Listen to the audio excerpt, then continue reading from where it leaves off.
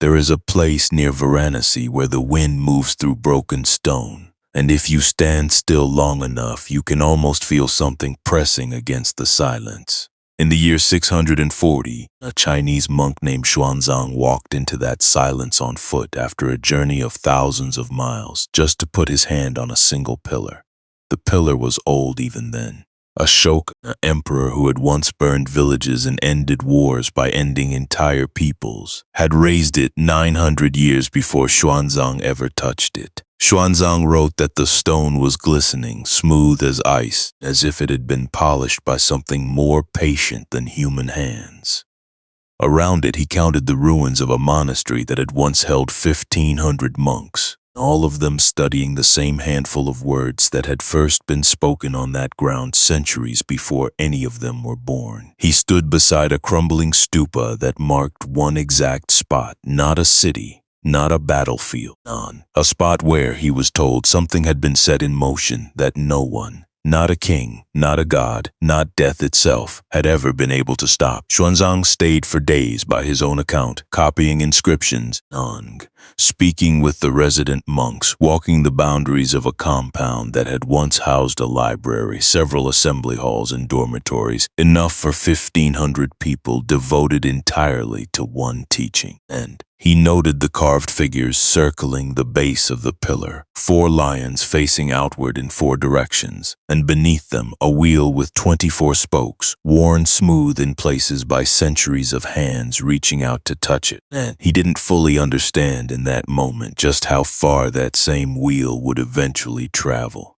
He had no way of knowing that many centuries later it would be lifted whole off that pillar and placed at the center of a flag flown over a country that did not yet exist in his own time.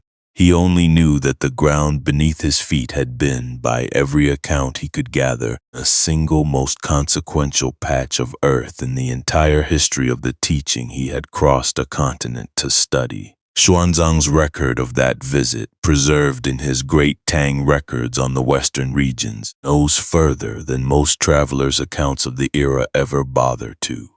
He describes a stone railing surrounding the pillar, the surface of the column carved so finely it seemed almost liquid in certain light, and beyond it, 4 smaller stupas marking the 4 directions, each one commemorating a different event from the story you're about to hear in full. He notes a vihara, a monastery hall, rising over 200 feet, its roof gilded in a way that made it visible from a considerable distance across the flat country surrounding Varanasi. He counted not just the 1,500 monks studying there, but described their discipline, their shaved heads, their daily rounds through the surrounding villages collecting alms exactly the way monks had been doing for nearly 12 centuries by the time he arrived. He was, by his own account, a careful and skeptical recorder, someone who distinguished what he saw with his own eyes from what local guides simply told him. And he made a point of writing that the pillar's wheel and lion figures at its top were original to Ashoka's reign, not later additions, because he had been told, falsely, by other travelers that such monuments rarely survived more than a few centuries intact in that climate. You are about to find out what that something was. But to understand it, you have to go back further than Xuanzang did. You have to go back past the empire of Ashoka, past the wars, past the stone itself, all the way to a morning so ordinary that almost no one noticed it happening. A man is walking. He has no sandals on. His feet are cracked from weeks of sitting still beneath a fig tree on the banks of a river called the Naranjana, and for those weeks he barely ate. He is thin in the way that frightens people who love him, if anyone still did. Most of his old companions had already left him, convinced he had failed.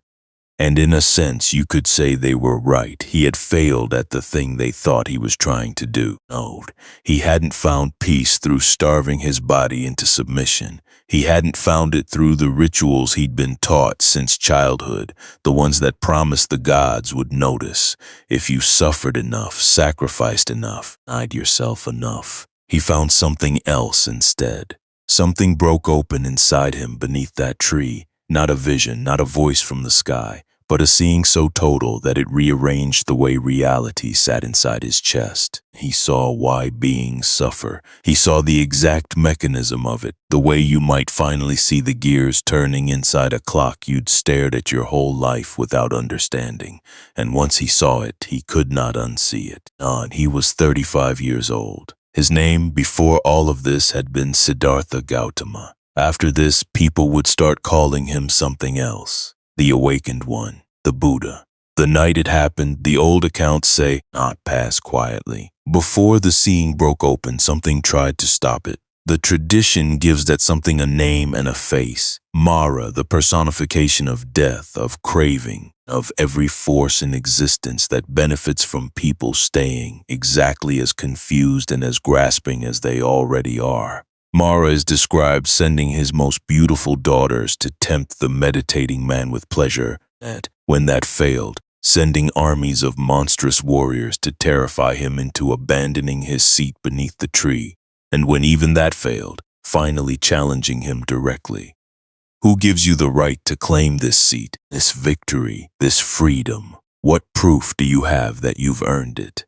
The man beneath the tree didn't answer with an argument. He reached down and touched the earth itself, and the ground, the tradition says, responded on his behalf, shaking, bearing witness. The way solid, ordinary reality itself confirmed that this was no longer a question that needed debating. Whatever you make of a story like that, 2,500 years removed from the night it describes, the shape of it is worth noticing.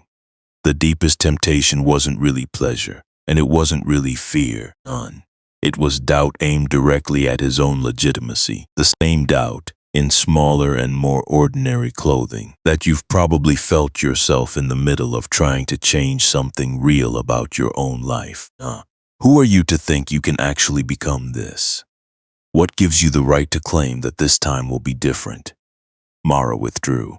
Not because he was destroyed, the texts are careful to note, but because there was simply nothing left in the man beneath the tree for him to take hold of. No fear to inflame, no desire to redirect, no doubt left undefended. And in the stillness that followed, in the hours before dawn, seeing that this entire story is about to spend the next several hours unpacking, finally broke completely open. Here's what most people miss about what happened next. He didn't announce it. He didn't gather a crowd. For weeks, he simply sat where he was, testing what he'd seen, turning it over, deciding. And this detail matters more than people realize, deciding whether it was even possible to put it into words at all. He thought about the texture of human stubbornness. He thought about how tightly people hold on to the very things that hurt them. The way a child grips a hot coal because letting go feels for one terrified second like losing something.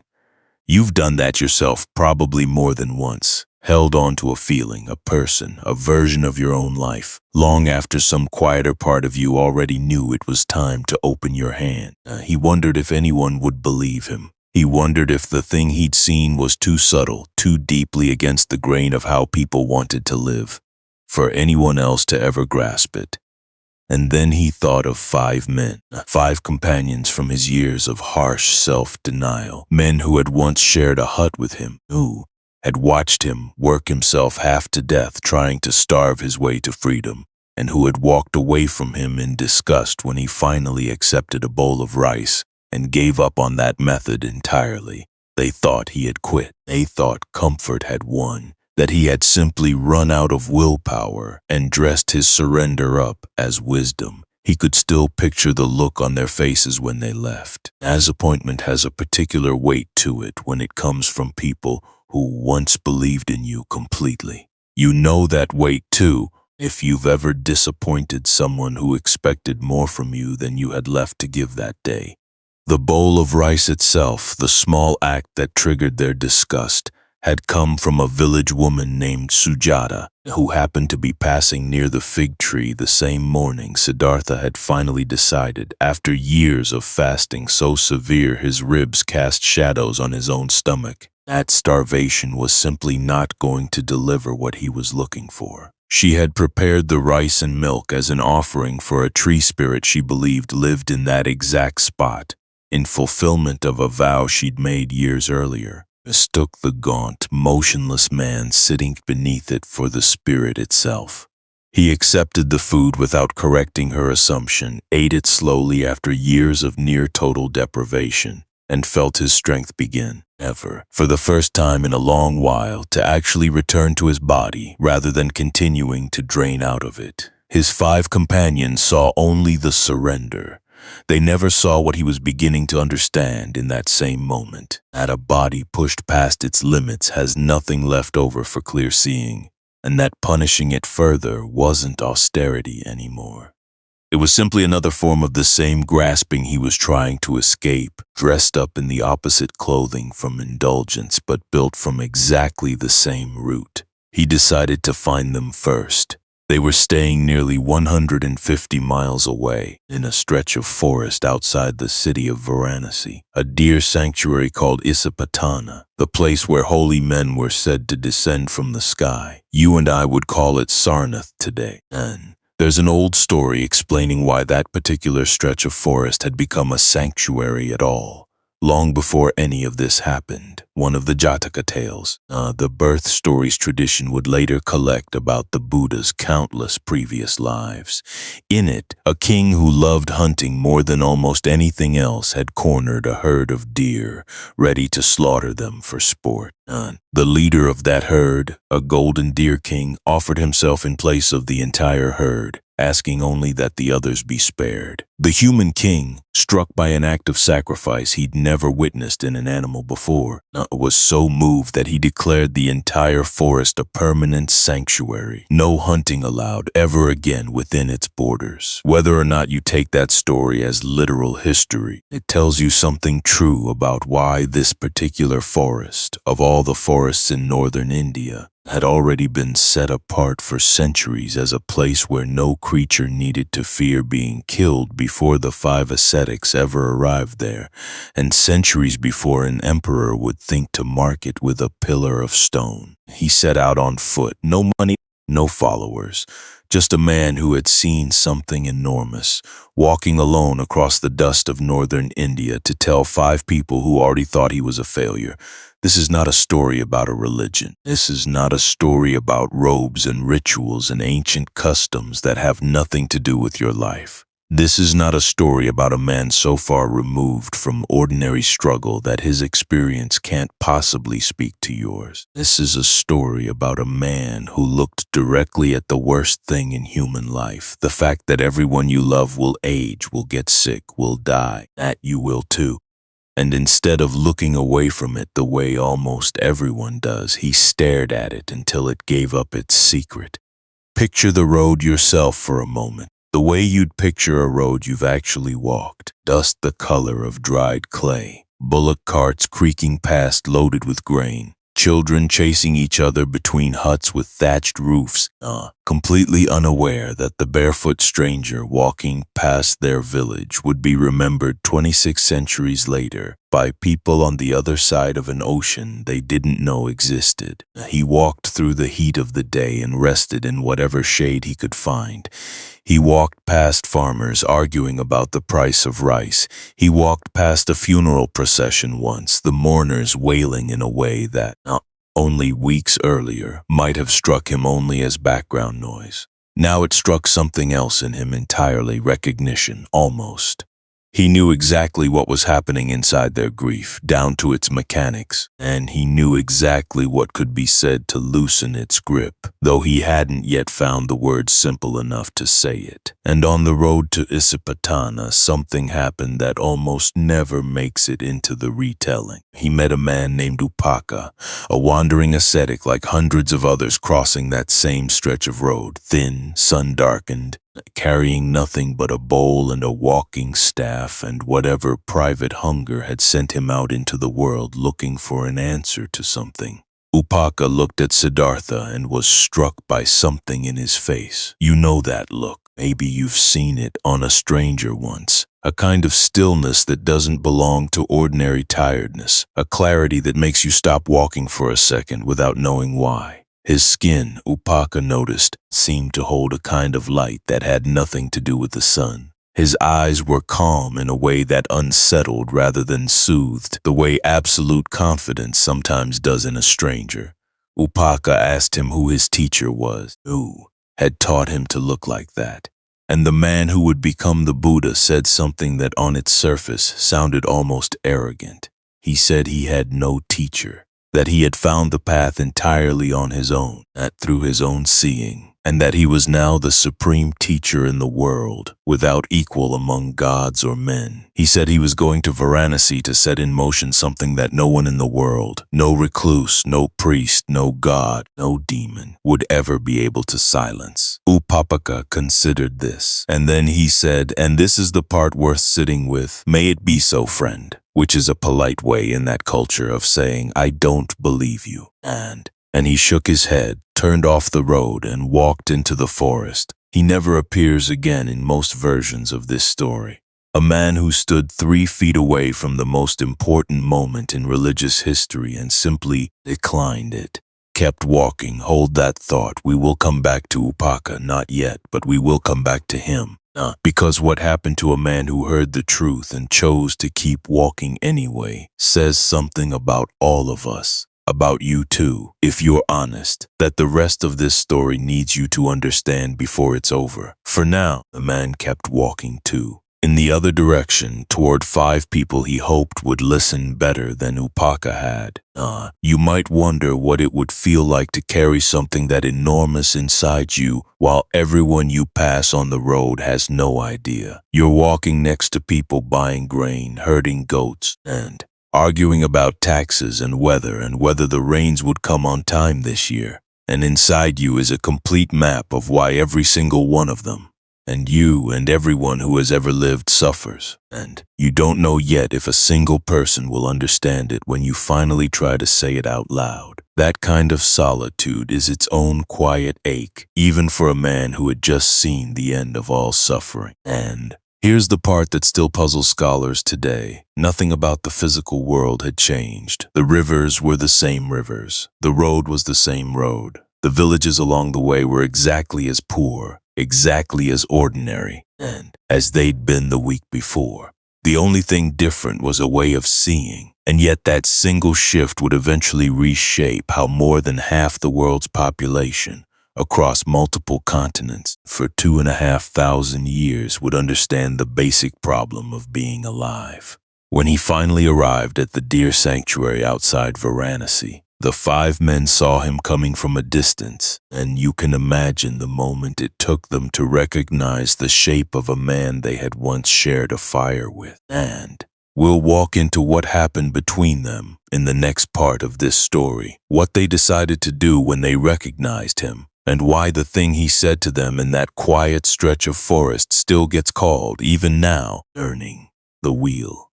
That word, wheel, is not just poetry. In the language he spoke, it's Dhammakaka, the wheel of the Dhamma.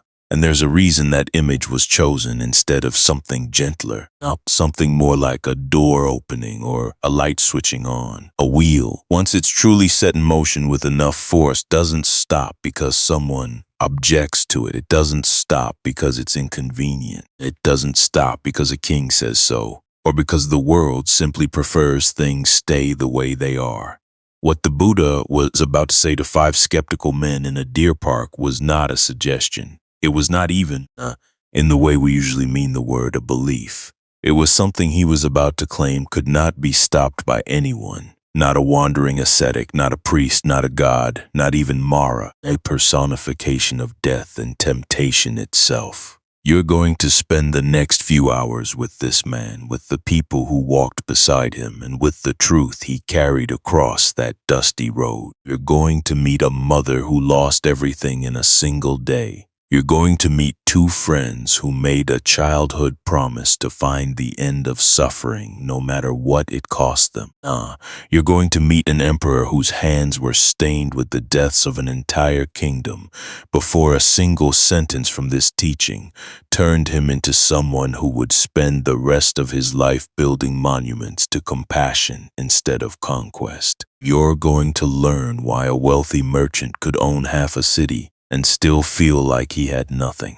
You're going to sit with a mother who became a ghost, starving in a realm most people don't believe exists, and watch what it took to set her free. And you're going to find out by the end what actually happened to Upaka, the man who heard the truth first on a dusty road and chose to walk away from it. But right now, this exact moment, a man with cracked feet and an empty stomach is stepping into a clearing where 5 people who once thought he had failed are deciding right in front of him whether they're even going to acknowledge that he's arrived. Watch what happens next, and because what they decide in the next few minutes, almost against their own will, is the reason you and millions of people around the world are still hearing this story today. 26 centuries later, in a language none of them ever spoke, in countries none of them ever knew existed. The wheel hadn't started turning yet, but it was about to, and once it did, according to the man walking into that clearing, nothing in heaven or on earth would ever be able to make it stop. By now you've walked with this man from a riverbank in Magadha to the edge of a deer park outside Varanasi, but the hardest part of his journey that day hadn't started yet, because the 5 people waiting for him in that clearing had already made up their minds about who he was, and it wasn't going to be easy to change it. They saw him coming a long way off. 5 former companions, ascetics who had spent years together punishing their own bodies in the belief that suffering could be burned away by more suffering. The way you might fight fire with a bigger fire, Kandanya, Vapa, Badia, Mahanama, and Asaji. You'll want to remember these 5 names. No, because what happens to each of them over these next minutes, and over the years that follow, becomes one of the threads holding this entire story together. Life in that clearing had a particular rhythm to it, a kind that only develops after years of repetition in the same patch of forest.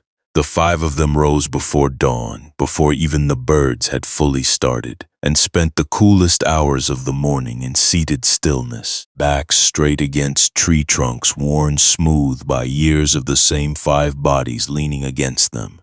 Their robes, what little they wore, were the color of dust because dust was what they were made from. Discarded cloth, sometimes pulled from cremation grounds, sewn into something wearable and dyed however the available bark or earth allowed. Their meals, on the days they ate at all, came from whatever the surrounding villages were willing to spare for wandering holy men. Never more than a single bowl, never twice in one day. This was the texture of the life Siddhartha had shared with them for years. Not occasional discomfort, but a fully organized existence built entirely around the conviction that the body was an enemy to be defeated through patient, daily punishment. They had a plan. As he approached, they agreed among themselves. They would not bow to him. They would not call him by any title of respect. They would offer him only the bare minimum courtesy due to any wandering traveler, a seat, water to wash his feet. Nothing more. In their eyes, he was a man who had given up, a man who, after years of fasting himself down to skin and bone in pursuit of liberation, had finally cracked and accepted a bowl of rice from a village girl and called that breaking point wisdom. To them, it looked like exactly what it would look like to anyone watching from the outside. Surrender dressed up as insight. Think for a moment about how that decision must have felt to them. These were not cynics. They were 5 of the most disciplined men in northern India, men who had given up family, comfort, and ordinary life entirely in pursuit of one single goal, the end of suffering. They had watched this same man sit motionless for hours under a blazing sun. They had watched him reduce his food intake to a single grain of rice a day, then nearly none at all, not until his ribs showed through skin gone the color of ash, and then they had watched him stop, eat, recover his strength. In their world, that wasn't growth. That was failure, plain and simple, not dressed up afterward in language that made it sound like wisdom. But it gets stranger, because as he walked closer, something in their resolve simply failed. One by one, without any of them quite deciding to, they rose to greet him. One took his bowl. Another arranged a seat. A third brought water for his feet, the customary welcome for an honored guest, the exact gesture they had sworn to each other they would withhold. None of them could explain afterward why they'd done it. There was something in the way he carried himself now, not the gaunt desperation of a man who had failed at self-denial, but a settledness that none of them had ever seen on a human face before, theirs included. It wasn't charisma in the way we usually use that word. It wasn't confidence either, not exactly. None. If you've ever been in a room with someone who has just survived something enormous, an illness, a loss, a moment that should have broken them, and noticed that they move differently afterward, speak more slowly, seem somehow less afraid of things that used to terrify them, you have some sense of what these 5 men were responding to without being able to name it. Vapa, the text suggests, felt the conflict most sharply of the 5. He had argued the loudest days earlier that they should hold firm to their plan and refuse this man any honor, and yet his own hands, without consulting the rest of him, had already reached for the seat, already begun arranging it the way custom demanded for an honored guest before his mind had finished deciding anything at all. There's something almost comic, if you sit with it gently, about a disciplined ascetic's body outrunning his own carefully reasoned resolve, proof, in its own small way, of exactly the kind of grip this whole story is eventually going to teach you to recognize. A gap between what the mind insists it has decided and what the body, sensing something truer underneath the decision, has already started doing regardless. Still, old habits don't dissolve in a single moment. Even as they served him, they addressed him the way they always had, calling him friend, a term used between equals, never for someone they considered a teacher. He stopped them, gently but completely, told them not to address him that way any longer. He told them he was now the fully awakened one, and that he had found what they had all been searching for since the day they'd first left their homes to wander as seekers. This is where it gets remarkable. Kandanya, the eldest among them, the one the others usually deferred to, pushed back immediately. He reminded him, not unkindly, but firmly, that he had practiced the most extreme self-denial any of them had ever witnessed, and still hadn't reached the goal. What made him think that giving up eating normally, abandoning the very discipline they all still practiced, could possibly have succeeded where total self-deprivation had failed? It's worth pausing here on something most retellings skip past entirely. This wasn't blind faith meeting easy belief. These were 5 serious, disciplined seekers who had every reason, based on everything they had personally witnessed, to doubt him. Faith didn't open this door. Doubt did eventually give way, but only because something else came first. He asked them a simple question. In all the years they had known him, had he ever once spoken to them like this before? Had he ever made a claim like this and turned out to be wrong? They had to admit he hadn't. Not once in years of shared hardship had he exaggerated, boasted, or claimed an attainment he hadn't earned. That single fact, a track record of plain honesty built slowly over years neither side could fake, did more to open the door than any argument could have. There's something worth noticing in how the texts frame this particular hinge point. The 5 men weren't won over by a clever rhetorical trap, the kind a skilled debater might use to corner an opponent into agreement. They were won over by memory, by simply being asked to recall honestly the pattern of a relationship they had lived through themselves over years of shared austerity. No one can fabricate years of consistent honesty after the fact, and no one watching that consistency unfold in real time can easily unknow it once it's been pointed out plainly. Trust in this account wasn't given on the strength of a single persuasive moment. It was given on the strength of an entire history finally being looked at squarely all at once, instead of through the distorted lens of a single recent disappointment, and so reluctantly carrying their doubt right alongside their willingness, they agreed to listen. You can imagine sitting in that clearing yourself. Late afternoon light slanting low through the deer park's trees, a kind of golden hour that makes ordinary dust look like it's made of something finer. Deer moving at the edges of the clearing, unbothered, the way animals often are around places that have been left undisturbed by hunters for generations. 5 men who had nearly turned this stranger away, now arranged in a loose half-circle, waiting, half expecting to be disappointed again, the way you might brace yourself before opening a door you suspect leads nowhere good. And what he said to them next would later be called the Dhammacakkappavattana Sutta, the discourse on setting the wheel of the Dhamma in motion. He told them, first, what the path was not. He said he had tried the way of pure sensual indulgence, chasing pleasure as a remedy for dissatisfaction, and it had led nowhere but to more craving. And he said he had also tried the opposite extreme, the very practice all 5 of them still followed, punishing the body into submission through extreme deprivation.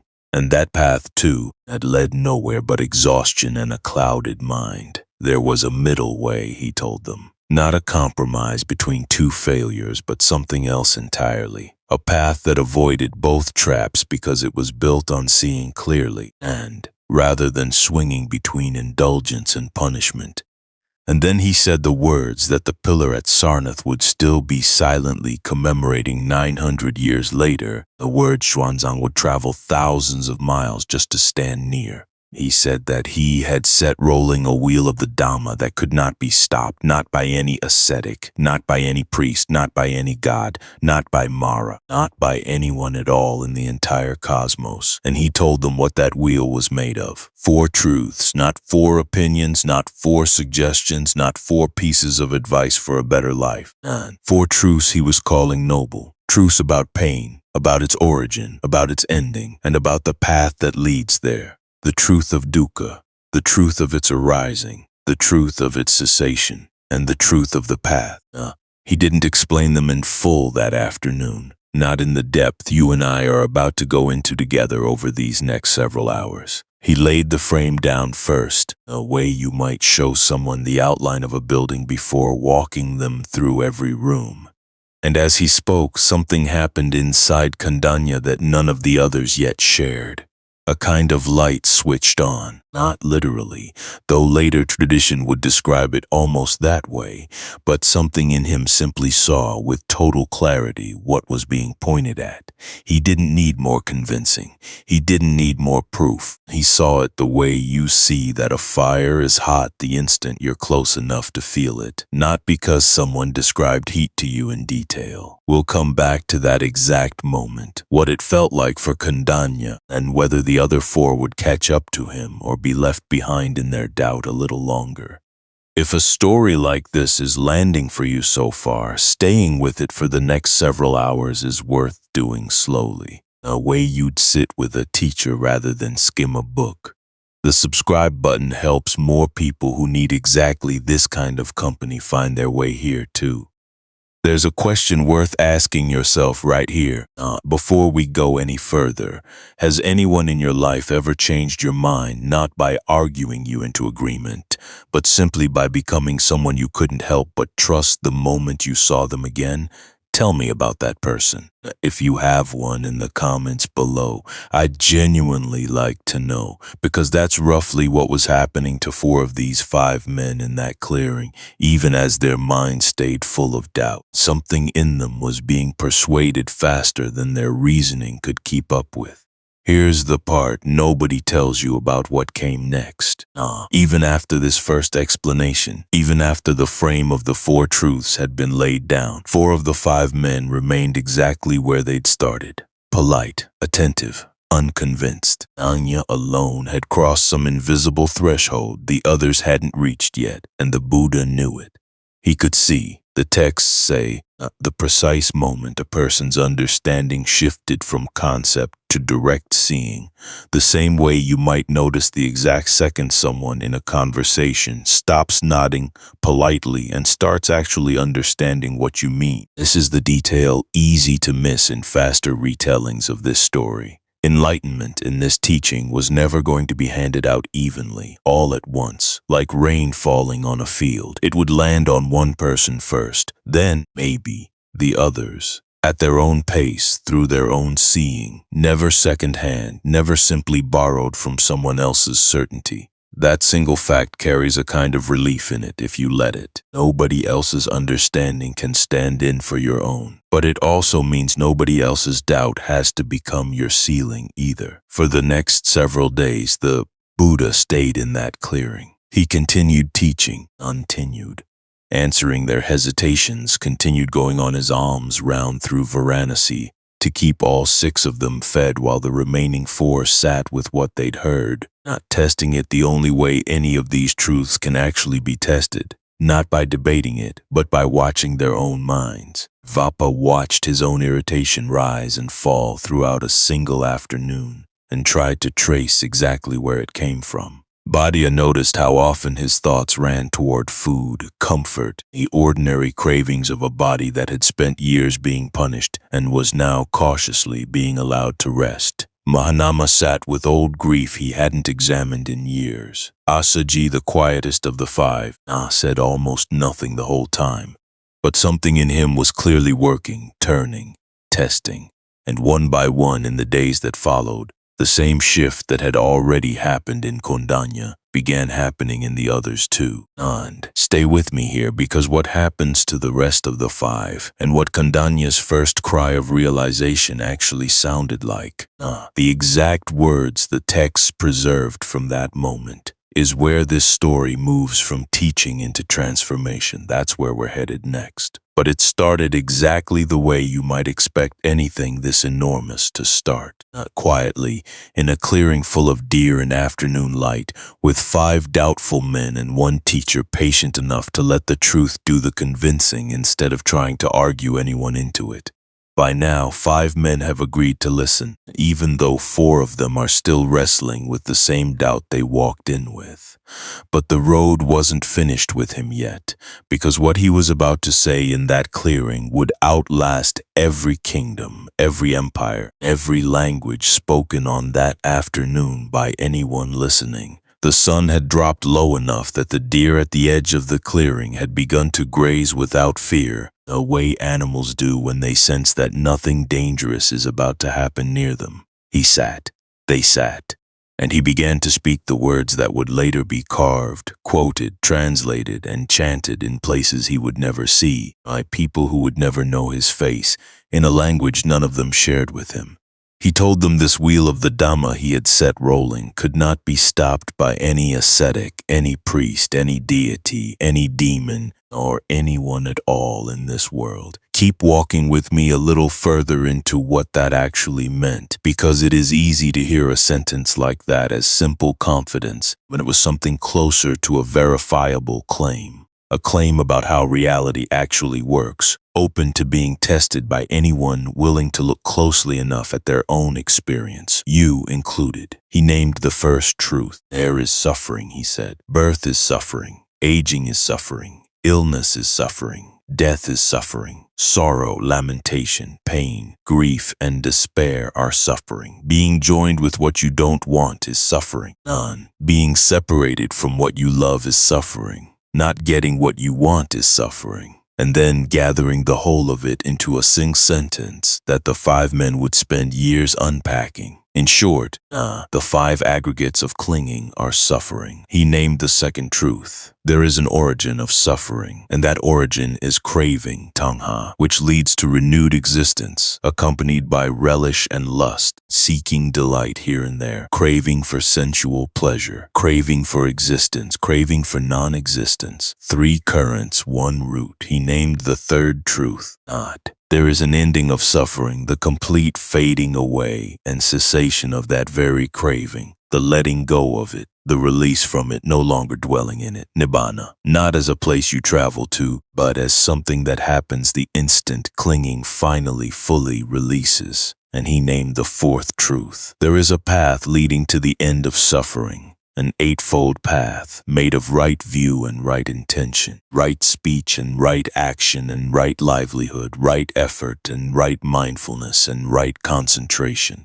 He told them that each of these truths had to be approached in a specific way, not interchangeably. Not. Suffering had to be fully understood. Its origin had to be abandoned. Its cessation had to be directly realized. And the path leading there had to be developed, not believed in from a distance, not memorized, but walked. The way you walk an actual road with your actual feet.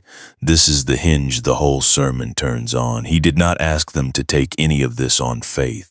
He told them that he himself had not declared full enlightenment until he had verified, through his own direct seeing, that he had completely understood the first truth, completely abandoned the second, completely realized the third, and completely developed the fourth. Only then, he said, did he know, beyond doubt, beyond questioning, beyond any possibility of being talked out of it, that he had reached the highest freedom available to any being. Something deeper is happening underneath this than a simple lesson in 4 points. What he was describing was less like a sermon and more like a diagnosis followed by a cure. The structure a good physician uses with a frightened patient. Name what is wrong, name what is causing it, and confirm that healing is actually possible.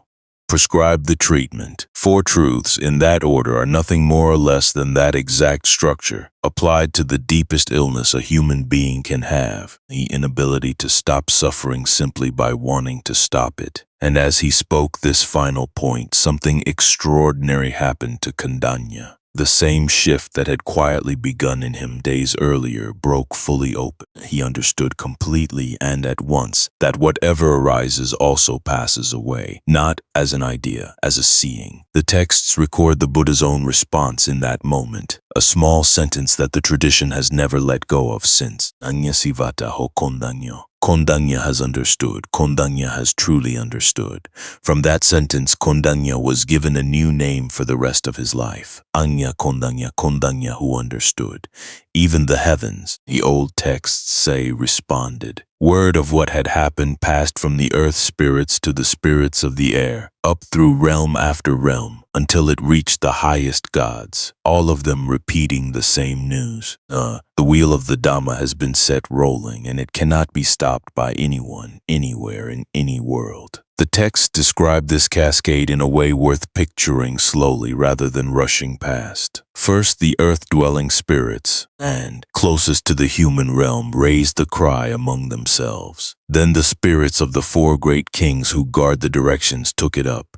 Then the 33 gods, then the higher heavens above them one after another, layer after layer of beings most listeners in that era would have taken entirely for granted as part of the structure of the cosmos, each one passing the same single sentence upward without distortion.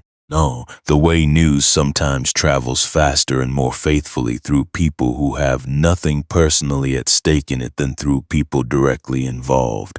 And at the very top of that chain, even Brahma himself, highest of the high gods in that cosmology, is recorded uttering his own cry of acknowledgement. Whether you take this cosmology literally, as the original audience certainly did, or read it the way you might read an image describing the scale of an event too large for ordinary language to hold, the point being made is the same either way. Whatever happened in that clearing was not a small, private insight contained within 5 human minds. It was being treated by the very structure of the story itself as something the entire universe needed to know about immediately. Stay with me on what happened immediately after, because it is the part most retellings rush straight past. The Buddha did not stay in that clearing to explain everything down to its finest detail. He had set the frame. He trusted the frame to do its work, and then, before the 4 remaining doubters had caught up to where Kondanya now stood, he did something that tells you everything about how he intended this teaching to spread. He prepared to leave, not because he didn't care whether the other 4 understood. He cared enormously. He would, in fact, remain nearby for several more days specifically to help them. But there was something else he needed to set in motion first, something almost as important as the sermon itself. He needed the right people carrying this teaching forward, not because no single person, not even the man who discovered it, could personally explain the Four Noble Truths to every being who would ever need to hear them. And this is where two names enter the story that you will be living with for the rest of this journey: Sariputta and Moggallana. They were not in that clearing. They were elsewhere in northern India, leading a community of their own, still searching, restlessly, sincerely, for exactly what had just been found beneath a fig tree by the river Niranjana. And in the days that followed his first sermon, the Buddha spoke of them to his community of new disciples with a tenderness he rarely showed toward anyone else, living or dead. And he told the gathered monks that they should seek out the friendship and company of Sariputta and Moggallana, and explained why, using an image so vivid it has survived, word for word in spirit, for over 2,000 years.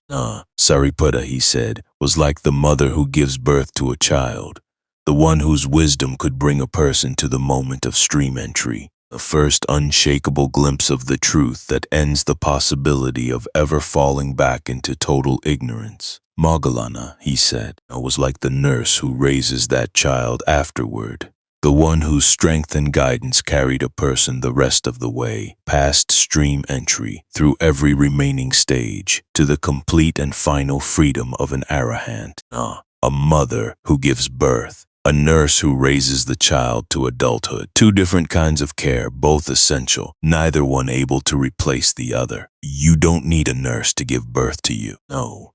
Infant raises itself to maturity unassisted, no matter how healthy the birth was.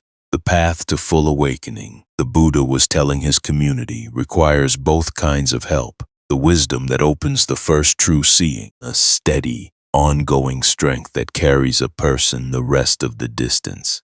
Here's what's easy to miss about why he chose those two men specifically. They hadn't started as Buddhists because there was no such thing yet. They had started as two restless young men from neighboring villages, sons of wealthy families, and who as boys had made a private vow to each other while watching a festival crowd, that whichever of them found the path to the end of suffering first would come back immediately and tell the other. And they studied under different teachers together. They grew disillusioned together, again and again, each time discovering that the teacher they'd found, however impressive, hadn't actually solved the one problem they cared about solving. They had reached a point of near despair about ever finding an answer at all. Their most recent teacher before that morning had been a wanderer named Sanjaya, a clever and well-regarded debater who had built a sizable following through skillful argument rather than direct realization.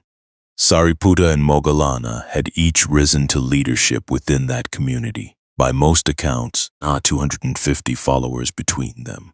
But the longer they studied under Sanjaya, the more clearly they saw the limits of what he actually offered. He could out-argue almost anyone in open debate. He could not, and pressed honestly in private, say that he had personally seen the end of suffering with his own eyes. He could only say that he had reasoned his way to a position he found persuasive. And for two men who had given up family and comfort, specifically to direct seeing rather than clever argument, that distinction mattered enormously. It left them quietly searching even while outwardly leading a thriving community of their own.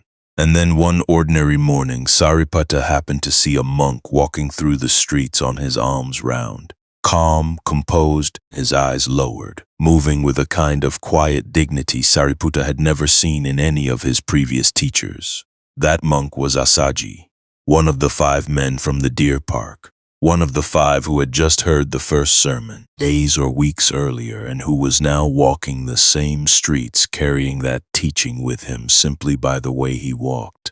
Sariputta had passed hundreds of wandering ascetics on the streets of Rajagaha over the years, most of them announcing their own holiness rather loudly, through elaborate hair, ash-covered skin, or theatrical austerities performed for the benefit of onlookers. Asaji did none of this. He simply walked, bowl held steady, eyes lowered not from timidity but from a kind of settled attention that didn't need to look around for approval. accepting whatever food was offered without visible preference for more or less, better or worse. And was the plainness of it that caught Sariputta off guard. Not a performance of peace, but something that looked, for the first time in years of searching, like the genuine article. Sariputta followed him on, waited until Asaji had finished his alms round, then asked him, respectfully, who his teacher was and what that teacher taught. Asaji answered with a single short verse, one of the most famous in the entire tradition, describing how all things that arise from a cause also pass away when that cause ceases, and that this was what his teacher, the great ascetic, the Buddha, had discovered and now taught. It is hard to overstate what happened inside Sariputta in the time it took to hear that single short verse. Odd. If you've ever had one sentence from a stranger rearrange how you saw your whole life, you already know exactly what that felt like for him. The texts say he attained the first taste of stream entry on the spot, standing in the street before he had even finished the rest of the conversation. He actually ran, this brilliant, composed, a carefully reasoning man, to find Moggallana and keep the promise they had made to each other years before.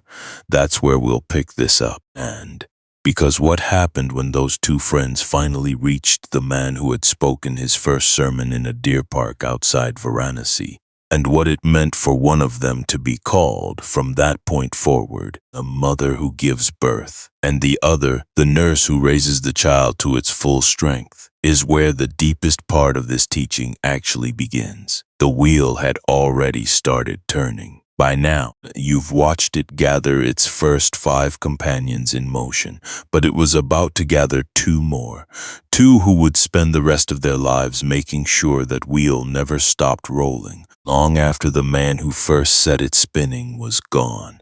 2 friends were already running toward this clearing, carrying a promise they'd made to each other years before any of this began. But back in the deer park itself, something was still unfinished, because Kondanya's understanding had only been the first crack in a wall that 4 other men were still standing behind. In the days that followed his realization, the Buddha stayed close, teaching the remaining 4, Vapa, Bhadia, Mahanama, and Asaji, not by repeating the same sermon louder, but by walking each of them, one at a time, through their own direct experience. He didn't rush it. There's no record of him growing impatient, no record of him treating their slower understanding as a failure on their part. Some locks simply take longer to turn than others. Odd. Even when the key is exactly the same, you've probably noticed that in your own life, the way the same true thing can land instantly for one person and take years for another, including, sometimes for you. One by one, over the following days, each of the 4 crossed the same threshold Kondanya had crossed first. Vapa saw it, then Bhadia, then Mahanama, then, last of the 5, the quiet one, Asaji, the very monk whose single verse would soon stop a brilliant young seeker named Sariputta dead in his tracks on a street in Rajagaha. This is not a story about 5 men who simply agreed with an argument. This is not a story about 5 men who were persuaded by clever reasoning. This is not a story about 5 men who decided, on faith alone, to believe something they couldn't verify for themselves. This is a story about 5 men who were shown exactly where to look inside their own minds, and who each, on their own timing, finally looked. A short while later, the Buddha gathered all 5 together again and delivered a second teaching, one that completed what the first sermon had only begun. He started with the body itself, asking them directly whether it was something a person could fully control. If the body truly belonged to a person as their own possession, he reasoned, it should bend to that person's wishes without resistance. It should never fall sick when health was wanted, never age when youth was wanted, never die when life was wanted. And yet none of the 5 men, however much they might wish otherwise, could command their bodies not to age, not to sicken, not eventually to die. The body, therefore, could not truthfully be called self in the way each of them had quietly assumed their whole lives. He moved through feeling next, asking the same structure of question. Is feeling permanent, or does it constantly shift? And impermanent, they answered. pleasant feeling fading into neutral, neutral shifting into unpleasant, unpleasant eventually passing to, none of it holding still long enough to be gripped as a fixed possession. And he moved through perception, the act of recognizing and labeling experience, and asked whether perception itself stayed constant. It didn't. The same object could be perceived as beautiful one day and unremarkable the next, depending entirely on conditions that had nothing permanent about them. He moved through mental formations, the habits, intentions, and reactive patterns that arise and drive behavior, and asked the same question, the same answer. And finally, he moved through consciousness itself, the bare awareness that seems, more than any of the other four, to be the most likely candidate for a fixed, unchanging self. And even there, he showed them, awareness of a sound is not the same continuous thing as awareness of a sight, each arising and passing in its own moment, dependent entirely on conditions, never once standing still long enough to be owned. None. He pointed at the body, at feeling, at perception, at mental formations, at consciousness, and asked each of them one by one, "Is this permanent or impermanent?" "Impermanent," they answered. "Suffering, then, not fit to be called self." By the end of that teaching, later called the Anatalakkhana Sutta, the discourse on the characteristic of not self, all five men had become arahants, fully liberated, free from craving in every form, every direction for the rest of their lives. Five men who only weeks before had agreed among themselves not even to bow to the teacher now sitting in front of them, completely free. Hold this image, we'll need it again, much later, when you start to understand exactly what that freedom actually felt like from the inside rather than just what it's called.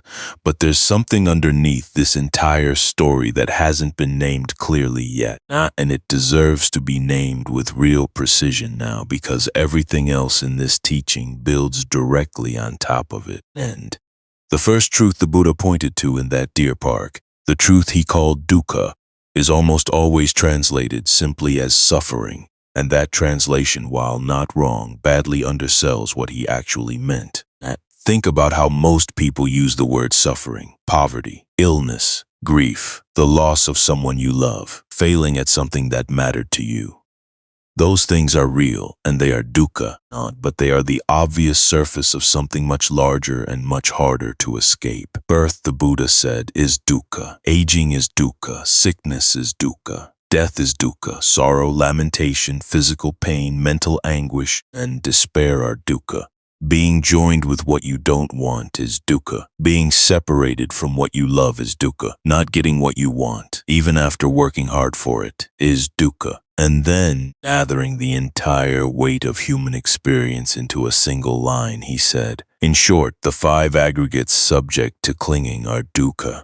Notice what that final sentence actually claims, not just bad events, not just unlucky circumstances. The very aggregates that make up a living, breathing person, body, feeling, perception, mental formation, consciousness, are themselves the site of dukkha, the moment they're grasped at and called mine. Later commentators, trying to make this distinction even clearer for students who kept hearing suffering and assuming only the obvious dramatic kind was meant, broke dukkha into three layers worth knowing by name. The first, dukkha, is exactly what it sounds like: ordinary, undisguised pain, a headache, a broken bone, a grief that flattens you. The second, viparinama dukkha, is the suffering hidden inside change itself. Even pleasant change, the ache that follows the end of a wonderful vacation, the quiet loss built into watching a child grow up exactly the way you hoped they would, every happy moment already carrying, somewhere inside it, the seed of its own ending. The third, and the subtlest, is sankhara dukkha, the suffering built into conditioned existence itself, the simple unsatisfactoriness of being a process, made of constantly shifting parts rather than a fixed, stable thing, present even in moments that contain no obvious pain or loss at all, present even in a calm, uneventful afternoon if you look closely enough at how restless the mind remains even there. Most people recognize the first layer easily. Far fewer notice the second. Almost no one, without training, notices the third.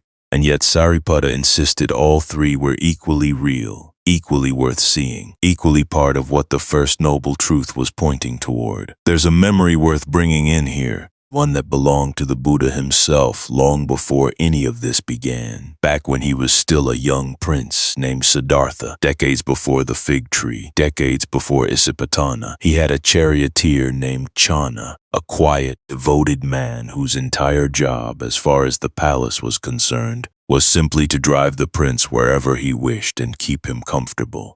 But on 4 separate occasions, the old story goes, the young prince asked Channa to take him outside the palace walls, and on each of those 4 trips he saw something his father, the king, had worked very hard to make sure he never saw. He saw an old man, bent and trembling. Asked Channa what was wrong with him. Channa told him, "Nothing is wrong with him, my lord. This is simply what happens to everybody that lives long enough. This is aging." He saw a sick man lying by the roadside, asked the same question.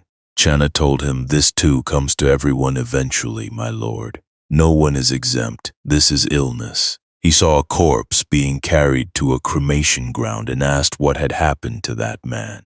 Channa told him, "He has died, my lord. Everyone who is born will eventually come to this. There is no escaping it. Not for you, not for your father, not for anyone who has ever drawn breath. You can carry this thought forward, because it isn't finished yet." Somewhere in those 4 rides, something in the young prince went very quiet. Channa, by every account that survives, simply did his job, answered honestly when asked, drove the chariot, said nothing more than the truth required.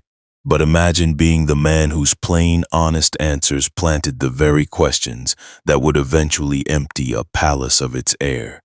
What do you imagine that felt like for him, watching a young man he had personally raised from boyhood grow more and more silent with every ride home? You'd don't need a palace gate to have had your own version of those 4 sights. Most people can name the exact moment their own comfortable assumptions first cracked, the day something ordinary suddenly stopped looking ordinary to you.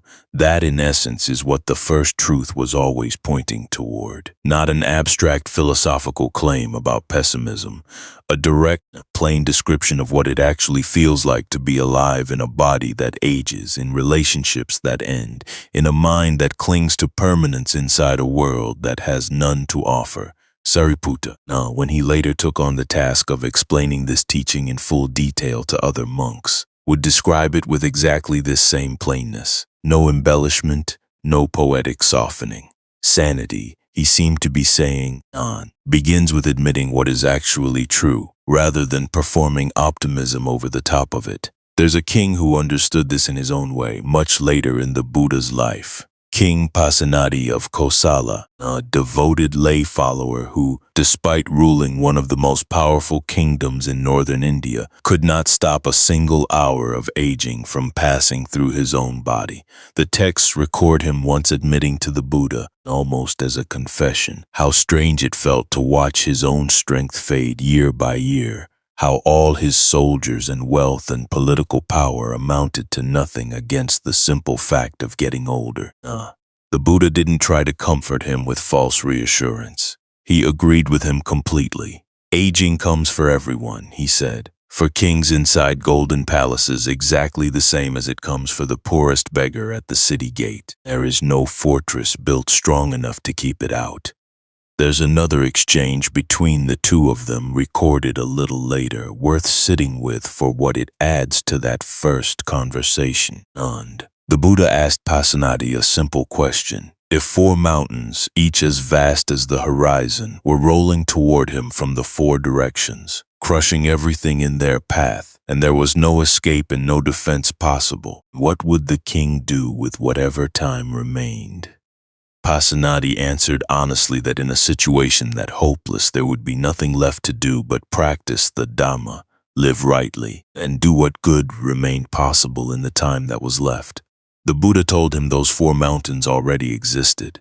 He simply gave them their ordinary names: birth, aging, sickness, and death. already rolling toward every single being alive, crushing forward at exactly the same unstoppable pace, whether or not anyone in their path happened to notice. The king, by his own account, sat with that answer for a long time before he spoke again. This is the part that still unsettles scholars today. Centuries after the texts were first written down, the Buddha never once tried to talk anyone out of grief, out of fear of aging, out of the plain dread of death. He never minimized it. He never told anyone that suffering was somehow an illusion they should simply think their way out of. And what he offered instead was something far more demanding and, in the long run, far more honest.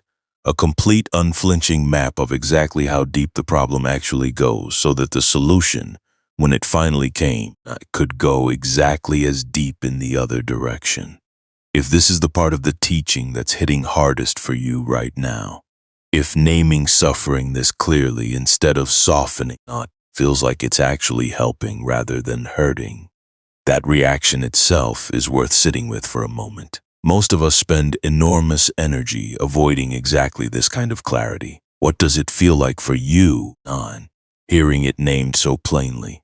I'd be curious to hear in the comments. And there's a question worth carrying forward as we go deeper. If the 5 aggregates themselves are the site of dukkha, what exactly are these 5 aggregates?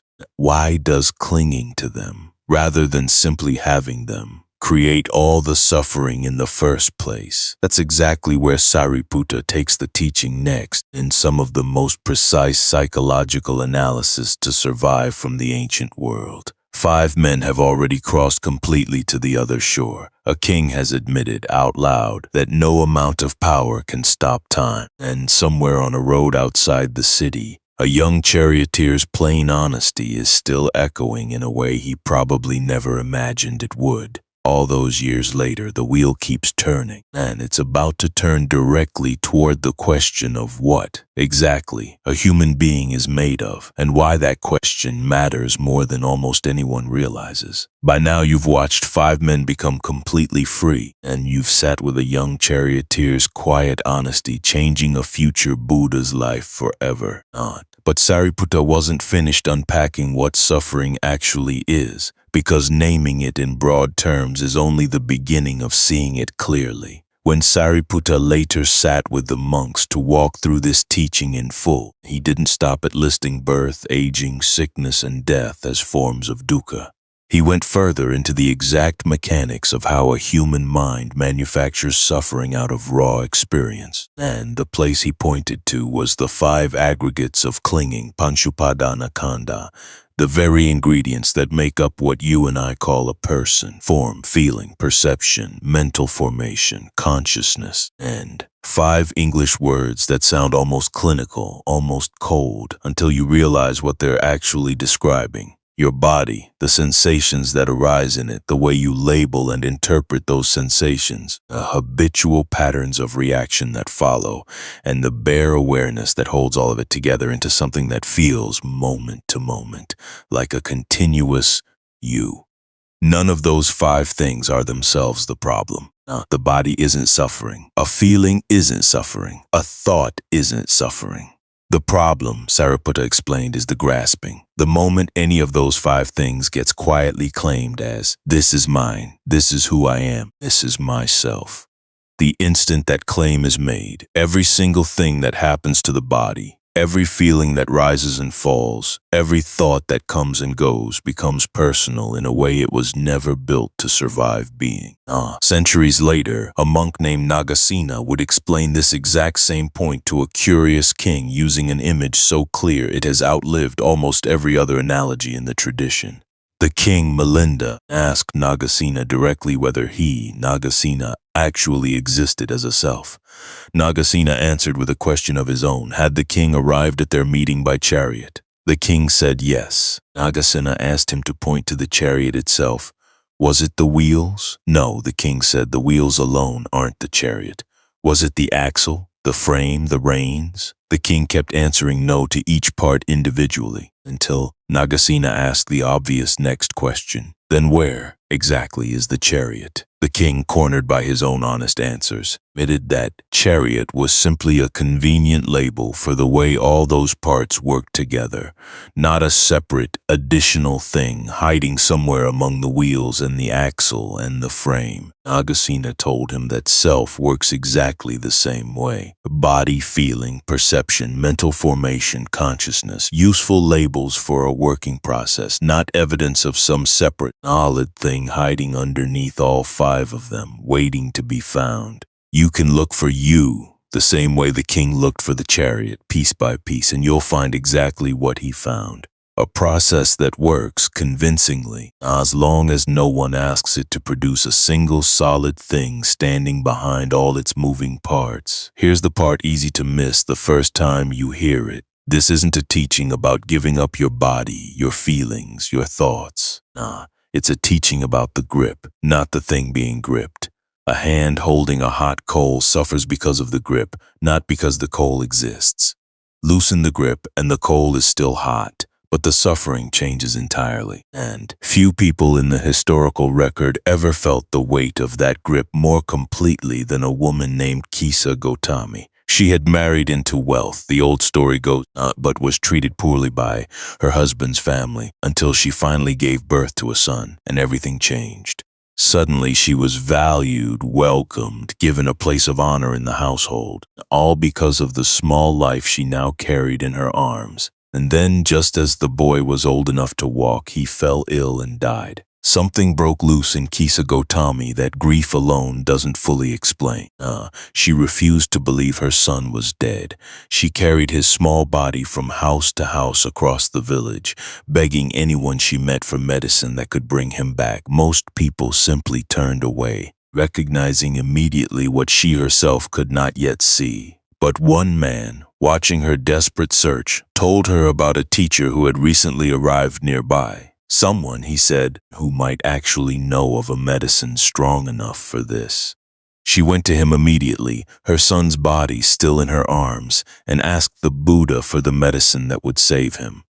He didn't refuse her outright, and he didn't lecture her about impermanence in that first moment, which is worth noticing. He met her exactly where her grief actually was, not where he wished it would be. He told her he could provide the medicine she needed, but first she would have to bring him a single mustard seed, one mustard seed, an extremely common plant in every household in that region, taken from a house where no one had ever lost a parent, a child, a spouse, or anyone they loved. She went from house to house all over again, this time searching for that one household. Every family she asked had mustard seeds to give freely, and every single family without exception had also buried someone. A father here, a daughter there, a husband, a wife, a brother, a mother. House after house, the same answer in different words. Yes, we have mustard seed, and yes, we know exactly what you're carrying, because we have carried it too. At one house, an old woman handed her the seed before she'd even finished asking, then quietly mentioned 3 sons lost to fever within the same rainy season decades earlier. Her voice flat in the particular way grief goes flat after enough years have passed over it. At another, a young husband, barely older than Kisa Gotami herself, told her about a wife who had died delivering their first child, the baby surviving only days longer than its mother. At a third, a craftsman missing 2 fingers from an old accident spoke, almost in passing, about a brother who had drowned crossing the very river she had walked beside that same morning. None of them had asked her grief to make sense. None of them offered the kind of advice that tries to fix sorrow by reasoning it away. And they simply handed her a seed, told her the truth, and let her keep walking, which turned out in the end to be exactly the medicine the Buddha had actually prescribed. By the time the sun set, something had shifted completely inside her, not because anyone had argued her out of her grief, not because she'd been told to feel differently. She had simply walked, door to door, not through the entire weight of human loss spread out across an ordinary village, and seen, with her own eyes, not secondhand, that what had happened to her was not a unique punishment. It was the oldest, most universal fact of being alive in a body that loves other bodies that also die. You may never have lost this much in one night, but you've almost certainly known the smaller version, the morning after a loss where the whole world just keeps moving like nothing happened to you. She returned to the Buddha without the seed, and without her son's body either. She had finally been able to let him be carried to the cremation ground. She asked to be ordained as a nun that same day. In the years that followed, Kisa Gotami became known specifically for a particular kind of practice, keeping watch over oil lamps in the evening. The texts say, using the steady rise and fall of each small flame as a constant object of meditation on impermanence, watching fuel become light, become smoke, become nothing over and over, and until the pattern that had once felt like the worst thing that could happen to a single mother became eventually simply the pattern everything in existence follows. She is remembered today in the verses attributed to her less for the magnitude of her grief than for the precision of what she eventually saw inside it. That the particular shape of her loss, a child, a fever, an ordinary morning that turned unbearable, was never actually separate from the shape every other loss in the history of the world has taken. She had walked door to door to learn that lesson once. She spent the rest of her life teaching it to others without making them walk quite as far. Stay with this for one more moment, Anne, because there's a second story that belongs right beside hers. A story about a woman whose loss makes Kisa Gotami's single grief look almost contained by comparison. Her name was Patacara. She had married, against her wealthy family's wishes, a servant from her own household, and the two of them had built a life together far from the comfort she'd grown up with.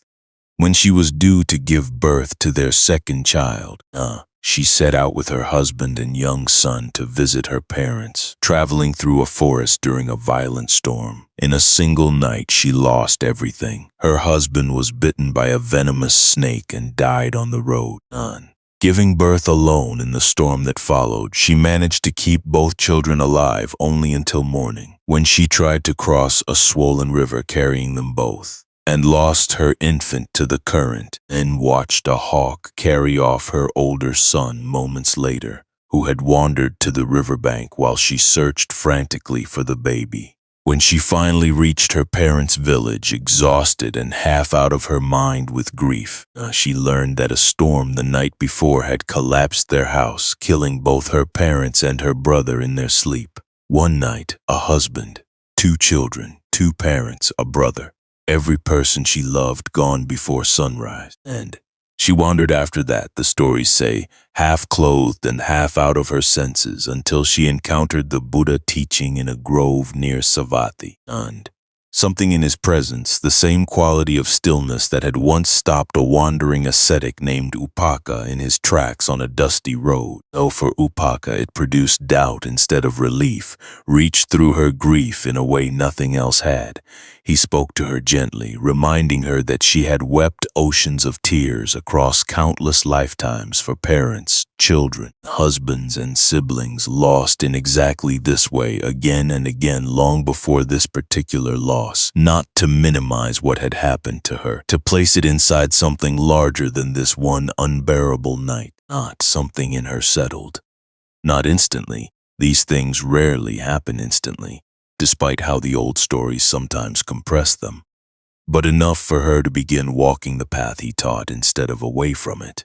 She would go on to become one of the most respected teachers among the nuns, known specifically for her skill in guiding other women through grief exactly like her own. In the years that followed, women who had lost children, lost husbands, lost entire families to disease or violence or simple bad fortune, sought her out specifically because she had survived something almost no one else had survived in quite that complete a way, and survived it without pretending the loss hadn't mattered. And the verses later attributed to her and to the women she taught describe ordinary moments turning into doorways. One woman watching the flame of an oil lamp finally go out and seeing in that single small extinguishing the entire structure of the third noble truth land inside her at once. Another describes pounding rice in a mortar, the same motion she'd performed thousands of times before, when something in the repetitive labor itself, the precise rhythm of an action her hands had long since stopped needing her full attention for,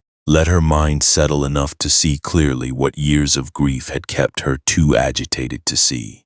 Patacara is remembered, not generation after generation, not for any singular dramatic teaching, but for this consistent gift. She met devastated women exactly where they were, with no impatience for them to arrive somewhere else faster than their own grief allowed. But there's one more thread left hanging from the last chapter. You'll remember the charioteer, Nana, the quiet man who answered young Siddhartha's questions honestly on those 4 rides outside the palace, and in doing so, planted seeds that would eventually empty the palace of its air entirely. And what almost nobody adds to that story is what happened to Channa afterward. When Siddhartha finally made the decision to leave the palace for good in the middle of the night, abandoning his wife, his newborn son, his entire kingdom, it was Channa who saddled his horse and rode with him to the edge of the forest in total silence.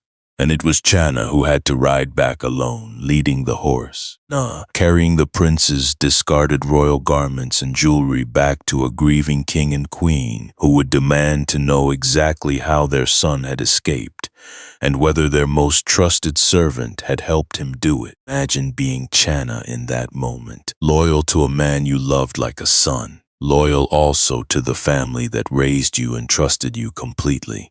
There was no version of that night that let him keep both loyalties intact. And he chose the prince's freedom over the king's wishes, knowing exactly what it would likely cost him when he returned alone. The texts don't dwell long on his punishment, but they don't need to. What matters more is this. Years later, after the prince had become the Buddha and returned briefly to his home kingdom, Channa was among those who eventually heard him teach and was deeply moved by what he heard. Though by most accounts, his own full liberation came only much later, after considerable struggle with his attachment to his old relationship with the prince he'd once served. And even someone who had personally witnessed the foresights that started everything needed his own time, his own path, his own direct seeing. Proximity to the truth, it turns out, has never been the same thing as understanding it. What made Channa's struggle particularly difficult, by the accounts that survive, was a specific kind of clinging that doesn't always get named directly in retellings of this story. Pride in his closeness to the Buddha. He had, after all, been there for the departure that started everything. He had ridden beside the man himself in the dark, shared a friendship few others in the community could claim. That history made him, in his own mind, somehow exempt from needing to practice as carefully as newer monks who lacked his personal connection. The Buddha addressed this directly, instructing the community that if Channa refused correction or instruction from his fellow monks on the grounds of his old relationship, no one was to speak to him at all until he abandoned that particular form of pride. A teaching that, however harsh it sounds, eventually worked. Isolated from ordinary conversation, Channa finally let go of the one thing he'd been quietly gripping tighter than anything else. The idea that history with the truth could substitute for direct seeing of it. Once that grip released, his progress, by most accounts, came quickly. He is recorded reaching full liberation himself before the end of his life. The charioteer who once asked nothing more than his own honest answers to a young prince's questions, eventually walking the entire distance of the path those answers had first opened. This is the truth underneath the truth, the one Sariputta kept returning to in every variation of this teaching. Dukkha is not punishment for a flawed life. It is the basic condition of clinging to anything impermanent as if it could be made permanent through sheer wanting. Kisa Gotami clung to a single mustard seed of false hope before she could see it. Patacara clung to a single unbearable night before something larger than that night could reach her. Even Channa, decades after his own foresights, clung to a loyalty that had already done its work and no longer needed holding on to so tightly. It took a community's silence, oddly enough, to finally show him that. And you, whoever and wherever you are listening to this, are very likely clinging to something right now without fully noticing it. Not necessarily a grief this enormous, maybe something far smaller and far more ordinary. A version of your own future you haven't been willing to let go of. A person who has already moved on while some part of you hasn't. An old idea of who you're supposed to be that doesn't fit who you've already become. And here's the question underneath the question. What is the second noble truth actually saying about why you cling to those things in the first place? Because the answer Sariputta gives next doesn't blame you for it. And it simply shows you with uncomfortable precision exactly how the grip works. And that is always the first real step toward loosening it. By now you've watched two women carry losses heavy enough to break almost anyone, and seen what was needed to set them back down. But naming suffering, even with this much precision, only answers half the question, because Sariputta still hadn't told the monks why any of this happens in the first place. He turned next to the second noble truth, and he didn't waste time with vague language about bad luck or fate or the will of some distant god deciding who suffers and who doesn't. He named the cause directly: tanha, craving, a thirst that, left unexamined, drags a person from one life into the next, propelled by exactly the same restless hunger each time, just wearing a different face. He broke that craving into 3 currents, and it's worth sitting with each one separately because they don't look the same from the outside, even though they share the same root underneath. The first is kama tanha, craving for sensory pleasure, the pull toward beautiful sights, pleasant sounds, sweet tastes, soft textures, fragrant smells, and every combination of comfort the 5 senses can deliver. This is the easiest of the 3 to recognize in yourself, because it's the loudest. You feel it the moment you reach for a second helping you don't actually need, the moment you can't put your phone down even though nothing on it matters, the moment a craving for something, anything, pulls your attention away from where you actually are. The early texts compare this particular thirst to drinking salt water to relieve thirst. It produces for a brief moment exactly the sensation of relief you were seeking, and then almost immediately leaves you thirstier than you were before reaching for it. This isn't a condemnation of pleasure itself, and Sariputta never taught that sensory experience was evil, or that beauty should be avoided. The problem the texts point to is narrower and more precise. The expectation quietly built into the reaching that this particular pleasure will finally be the one that satisfies completely, that doesn't immediately give rise to wanting the next one. Watch closely enough, and you'll notice that no pleasure in your own experience has ever actually delivered on that quiet, unspoken promise. Not because pleasure is fake, but because the promise itself was never something pleasure was capable of keeping. The second is bhavatanha, craving for becoming. Not pleasure exactly, but the deeper, quieter hunger to be something, to continue existing as a particular self, to keep building, achieving, accumulating, growing into a more solid, more permanent, more secure version of me. No. This one is harder to see precisely because it usually disguises itself as ambition, as self-improvement, as legitimate goals. And it is genuinely subtle because wanting to grow isn't inherently the problem. And the craving is in the grip underneath the growing, the belief that enough accomplishment will finally make the self feel solid and safe.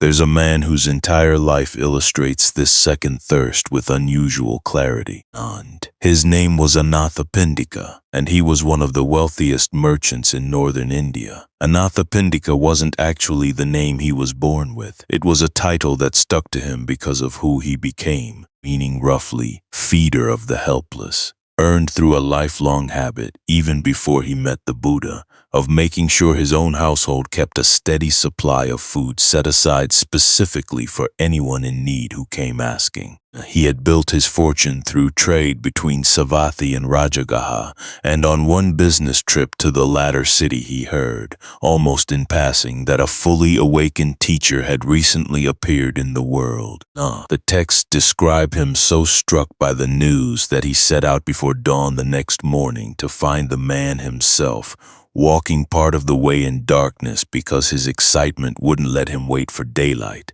Encountering on the road, by the story's account, a series of small omens he took as confirmation he was doing exactly the right thing. When he first encountered the Buddha's teaching, he was so moved that he wanted to give the community a place to stay near the city of Savatthi, and the prince who owned the most suitable grove of land, half-joking, told him he could have it only if he covered the entire ground with gold coins laid edge to edge.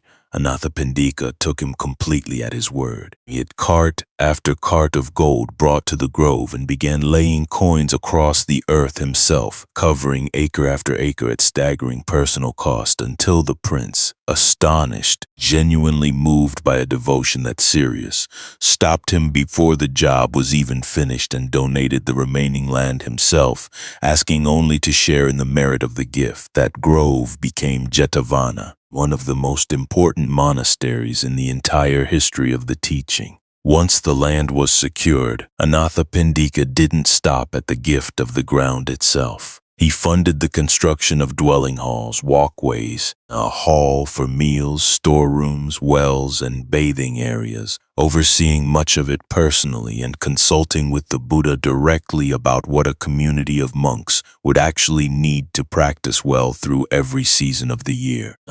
By the time it was finished, Jetavana had become the single place where the Buddha himself spent more rainy season retreats than anywhere else across his entire teaching life. 19 of them, and by traditional count, which meant that an enormous proportion of everything preserved in the canon today was first spoken inside the walls this one merchant's wealth had built, and by every external measure, Anathapindika had everything a person in his position could possibly want.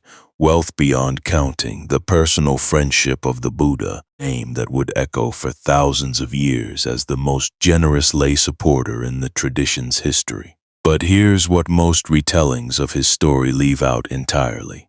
Late in his life, Anathapindika fell seriously ill, and Sariputta came to visit him at his bedside. And in that conversation, the great merchant, a man who had given away fortunes without a second thought, admitted something that surprised even Sariputta. And despite decades of generosity, despite his closeness to the teaching, he confessed that he still felt afraid, still felt incomplete. Still somewhere underneath all that giving was reaching for something he couldn't quite name, and something that more wealth, more merit, more good deeds had never fully satisfied. You don't have to be wealthy for this one to land. Replace fortune with anything you've ever told yourself would finally be enough, and you're standing exactly where he was standing. Sariputta didn't scold him for it. He simply began teaching him, gently and precisely, how to stop clinging even to his own eyes, his own ears, his own body, his own mind. How to let go of grasping at the very faculties through which he experienced the world, rather than trying to accumulate his way to a peace that accumulation could never actually provide. No, he walked through it piece by piece, the way only Sariputta seemed able to. Train yourself not to cling to what you see, and in dependence on that, no consciousness shaped by clinging to sights will arise in you. Train yourself not to cling to what you hear, to what you smell, taste, touch, or think. And in dependence on that release, no consciousness shaped by clinging to any of it will arise either. Not even the mind itself, in the end, was exempt from the instruction. Don't cling even to this present moment of awareness, exactly as it is happening. Anathapindika wept while listening, not from despair, but from something closer to relief. The relief of finally hearing a teaching aimed directly at the exact place where his hunger lived, rather than at its surface. By most accounts, he died peacefully not long after that visit, and the texts say he was reborn into one of the more fortunate heavenly realms, where in a detail the tradition clearly delighted in preserving. He is said to have returned briefly, in spirit form, simply to thank the Buddha one final time before continuing on his way. A wealthy man, generous beyond almost anyone in his era, still quietly starving for something gold could never buy. That is Bhava Tanghan, working exactly as it always works, disguised as virtue, disguised as legacy, disguised as a life well lived, while still quietly insisting that one more achievement, one more gift, one more milestone will finally be the one that makes the hunger stop. The third current runs in the opposite direction entirely. Vibhava Tangha, craving for non-existence, not the wish to become more, but the wish to simply stop, not to be undone. To escape the unbearable weight of being a self at all by ending that self completely. This current doesn't get discussed nearly as openly as the other two, but it deserves to be named honestly, because it touches something real in human suffering that deserves compassion rather than silence. There's a brief but striking moment in the life of Mahapajapati Gotami, a woman who raised the Buddha himself after his own mother died shortly after his birth, that touches this third current before her own path turned in a different direction entirely. And she was the younger sister of the Buddha's birth mother Maya, married to the same king, and stepped into raising her sister's son as her own the moment Maya died, while also raising her own children alongside him in the same household. In the depths of grief over losses in her own life, before her ordination, the old accounts describe a period where the weight of continued existence itself felt unbearable to her. Not a wish for relief through pleasure, and not a wish to become something else, but a wish for the whole burden project of being a self to simply end. What the Buddha eventually offered her, and what Sariputta would later explain to every monk asking the same question in different forms, was that escape through ending existence was never actually the cure it appeared to be, because the craving driving that wish was still craving, still grasping, just aimed at oblivion instead of pleasure or permanence. True freedom, the teaching insists, was never going to be found by deleting the self through force. It would only be found by understanding, completely and directly. The self felt like such an unbearable weight to carry in the first place. She went on years later to become the first woman ordained in the entire tradition, after persistently requesting it 3 separate times and eventually walking, by one account, barefoot for days to make the request in person when an earlier refusal hadn't deterred her.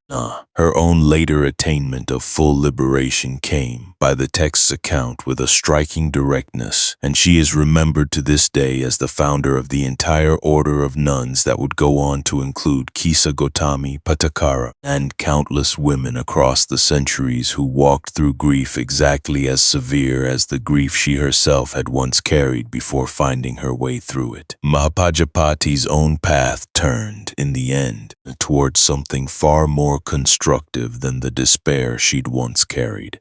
Years later, after raising the Buddha as her own son and watching him leave the palace after losing her husband the king, she came to the Buddha herself and asked to be ordained as a nun, to be allowed into the community he had built. By most accounts, he refused her 3 times, not out of any judgment of her capacity, but because of the social risk such a step carried for women traveling and living outside a household's protection in that era. She didn't argue with him directly. She simply shaved her own head, put on the same patched robes the monks wore, and walked the entire distance to where he was staying, her feet swollen and bleeding by the time she arrived. Ananda, one of the Buddha's closest attendants, found her weeping at the gate and asked her why. She told him plainly, "Because I have been refused something I know with complete certainty that I am capable of." Ananda carried her request to the Buddha a fourth time, and this time the order of nuns was founded. Mahapajapati would go on to become one of the most respected elders in the entire early community. A woman who had once felt the weight of existence itself as unbearable, now spending decades helping other women find exactly the kind of freedom she'd once doubted was available to her at all. There's something here worth carrying with you. 3 currents: pleasure-seeking, becoming-seeking, ending-seeking, and on the surface they look like they're pulling in entirely different directions. One reaches toward more, one reaches toward escape. They don't even seem to belong in the same category. And yet Sariputta, when he taught this to the monks in full, treated all 3 as expressions of exactly one underlying motion of the mind. Now here's the question worth holding on to as we move forward. If these 3 thirsts really do share one single root, what is that root actually made of? Because if Sariputta is right, understanding that one root might be the single most useful thing you ever learn about your own mind, more useful than understanding any of the 3 currents individually. A way understanding a fire's fuel matters more than memorizing every shape the flames happen to take. That question is exactly where this teaching goes next.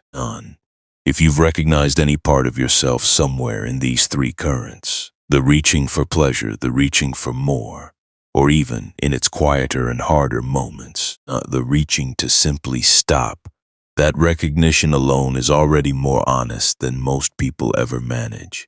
There's nothing in this teaching that asks you to feel ashamed of having a human mind that does exactly what human minds do. And staying with this story for a little longer might be one of the more useful hours you spend this month. And if that's true for you, the subscribe button helps make sure more people who need exactly this kind of clarity find their way here too.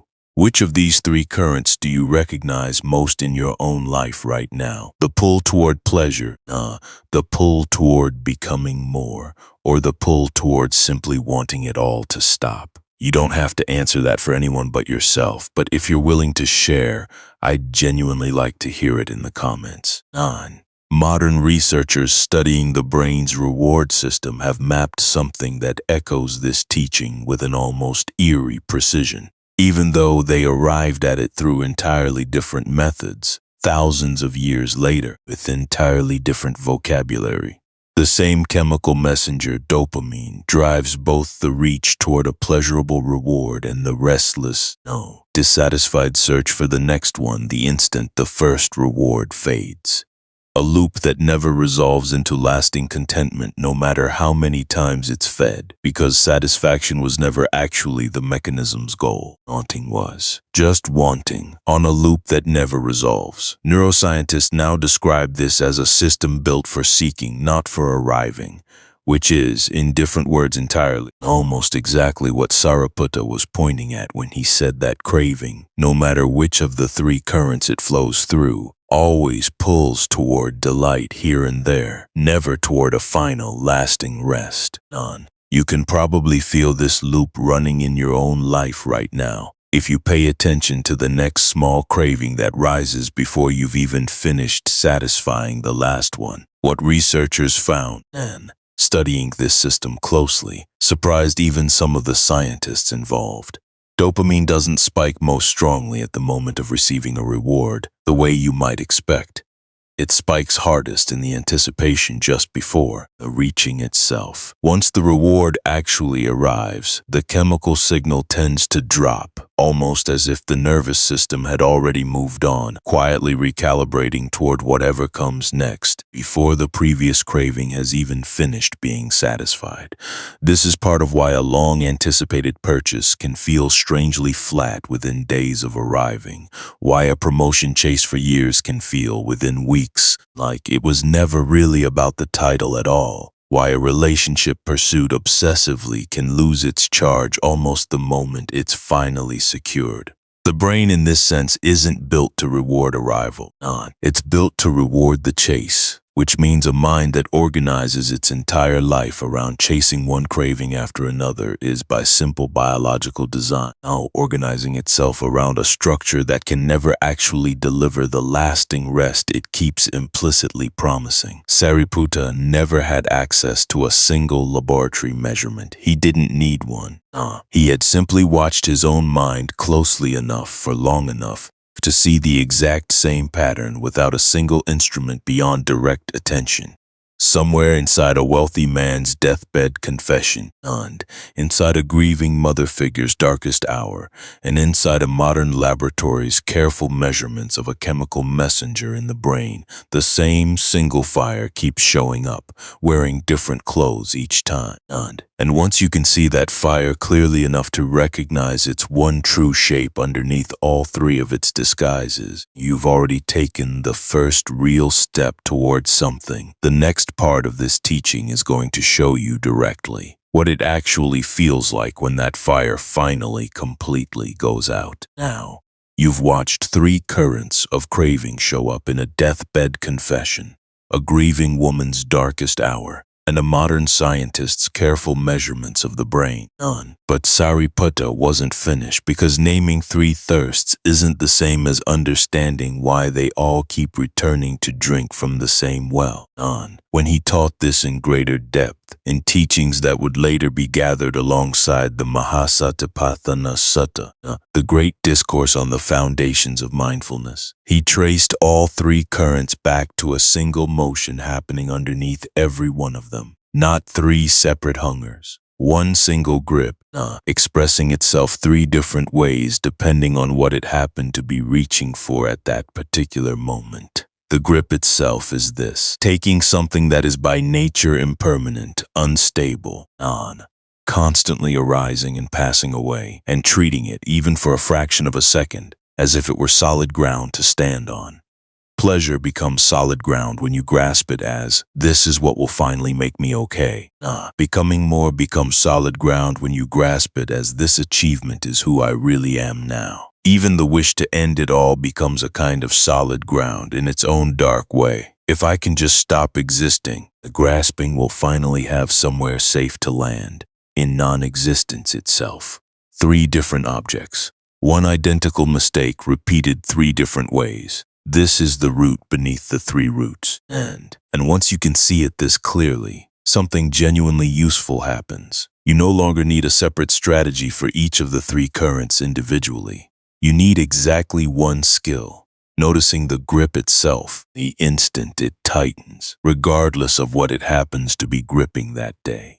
This is not a teaching about suppressing pleasure. This is not a teaching about abandoning ambition or refusing to grow. This is not a teaching about forcing yourself to feel nothing at all in the face of unbearable pain.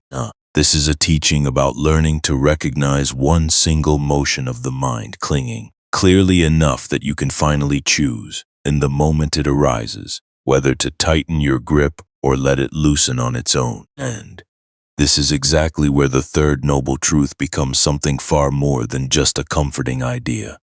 Sariputta named it directly. There is a cessation of suffering, and that cessation is the complete fading away, the giving up, the relinquishing, the letting go, the non-reliance on that very craving. The texts call it nirodha, cessation, and the deeper word underneath it, the one that has traveled into more languages and more cultures than almost any other word in the history of religious vocabulary, is nibbana.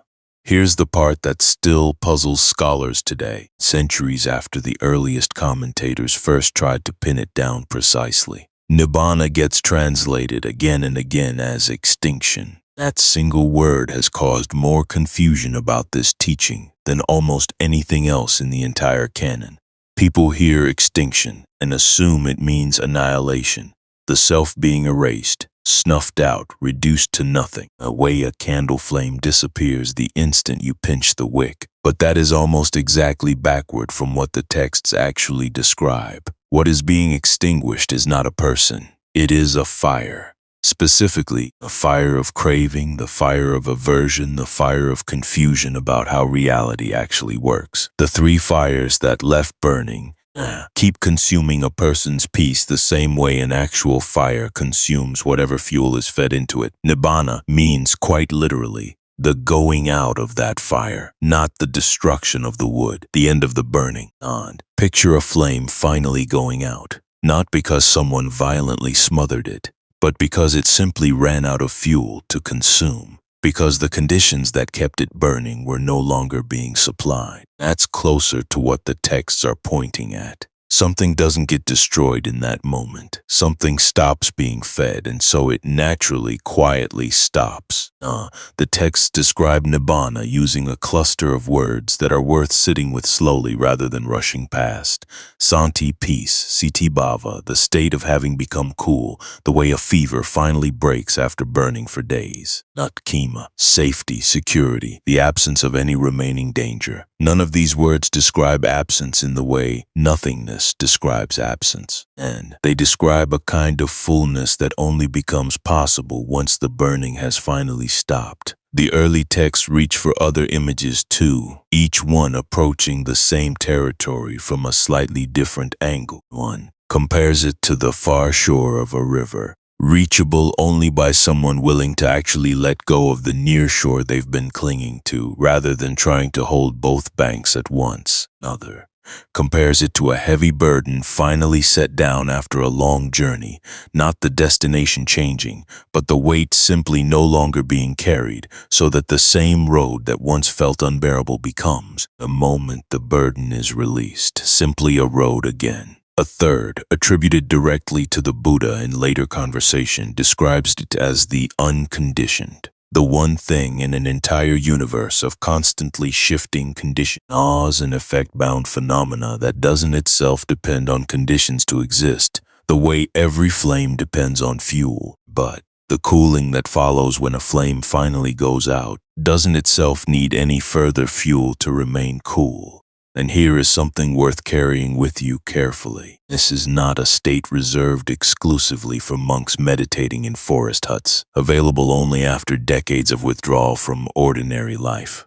The texts describe moments of what's sometimes called momentary nibbana, brief, real tastes of that same cooling available to anyone the instant a particular grip genuinely loosens, even if it tightens again moments later. You have very likely already experienced a small fragment of this yourself, whether or not you had any vocabulary for it at the time. Think of the specific moment after a difficult conversation finally ends. Not the relief of winning the argument, but the different, quieter relief that comes when you simply stop needing the other person to see things your way.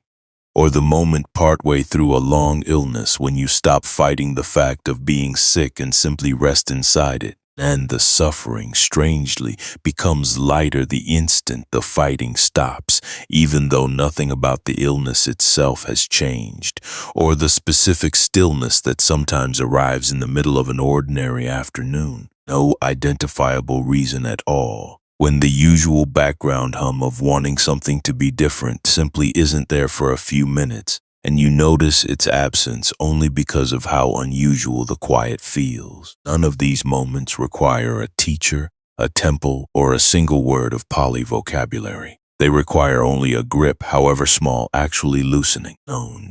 Think of the precise feeling in your body the moment you finally stopped fighting something you'd been resisting for weeks. An argument you'd been replaying obsessively. A fear you'd been carrying that finally loosened its grip. An old grudge you woke up one morning and simply without forcing it no longer wanted to carry. There's a specific physical sensation that accompanies that kind of release. A loosening across the chest, a breath that goes deeper than it has in days, a quiet that wasn't there the moment before. You've felt this, not the whole of it, just a sliver. That morning you woke up and a worry that had gripped you for weeks simply wasn't there anymore. That sensation, however brief, and however small compared to what the texts describe as the final and complete cessation and arahant experiences, is built from exactly the same material. The difference is one of degree and permanence, not one of kind. And Sariputta would later be praised again and again throughout the texts for the unusual clarity with which he could describe this cessation to others, precisely because he had walked through every stage of it himself, slowly, deliberately, never claiming an attainment ahead of actually verifying it through his own direct experience. When the Buddha said that Sariputta was like the mother who gives birth, this is exactly the territory he meant, a capacity to walk someone with total precision, right up to the threshold of that first real taste of cessation, the moment called stream entry, where a person sees clearly enough, even briefly, that this kind of freedom is not a theory. It is available, it is real, it can be touched. Notice what's easy to miss in how carefully this third truth is constructed. And the Buddha never asked anyone to simply believe that suffering could end. He pointed to something verifiable, something that could be tested directly against a person's own experience. Same way, a physician doesn't ask a patient to have faith that recovery is possible. A good physician shows a patient, through small early improvements, that the medicine is already working long before the illness has fully resolved. This is where the teaching stops being abstract, because the third noble truth isn't simply telling you that some distant, advanced meditator somewhere might eventually reach total liberation after lifetimes of practice. It's telling you that the exact same mechanism, the loosening of a grip, the cooling of a fire that's been burning for far too long, is available to you in smaller doses, starting today, the next time you notice craving rising in your own mind, and instead of automatically feeding it, just simply watch it without immediately acting on it. There's a question worth sitting with before we move into the fourth and final truth. If cessation is real, if it's verifiable, if even small tastes of it are already available to ordinary people living ordinary lives, what exactly is the path that actually leads there? Because naming the destination, however clearly, was never going to be enough on its own. Sariputta knew that better than almost anyone. Pointing at freedom and actually walking someone toward it are two very different skills. And the fourth noble truth is where that second skill gets laid out in complete practical detail. Carry this image forward with you, a fire that has run out of fuel, not because it was attacked, but because nothing kept feeding it.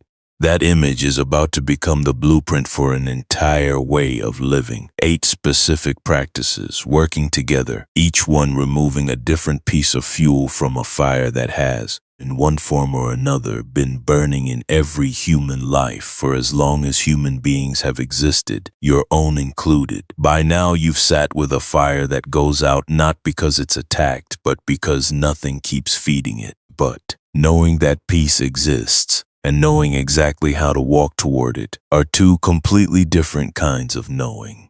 And Sariputta understood that gap better than almost anyone in the early community. He laid out the fourth noble truth not as a single instruction, but as 8 specific factors, and working together the way the parts of a single working tool work together. Remove one piece and the rest stop functioning the way they're meant to. The Eightfold Path, Magga.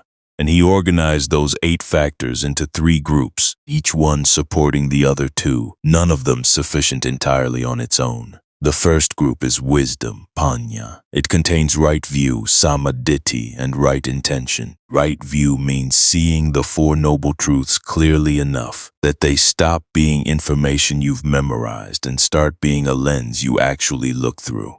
Not belief, seeing. The difference matters enormously. You can believe a stove is hot because someone told you so. You see that a stove is hot the instant your hand gets close enough to feel it. Right view is the second kind of knowing, and Sariputta, remember, the one the Buddha called the mother who gives birth, was famous precisely for his capacity to help people cross from the first kind of knowing into the second, known.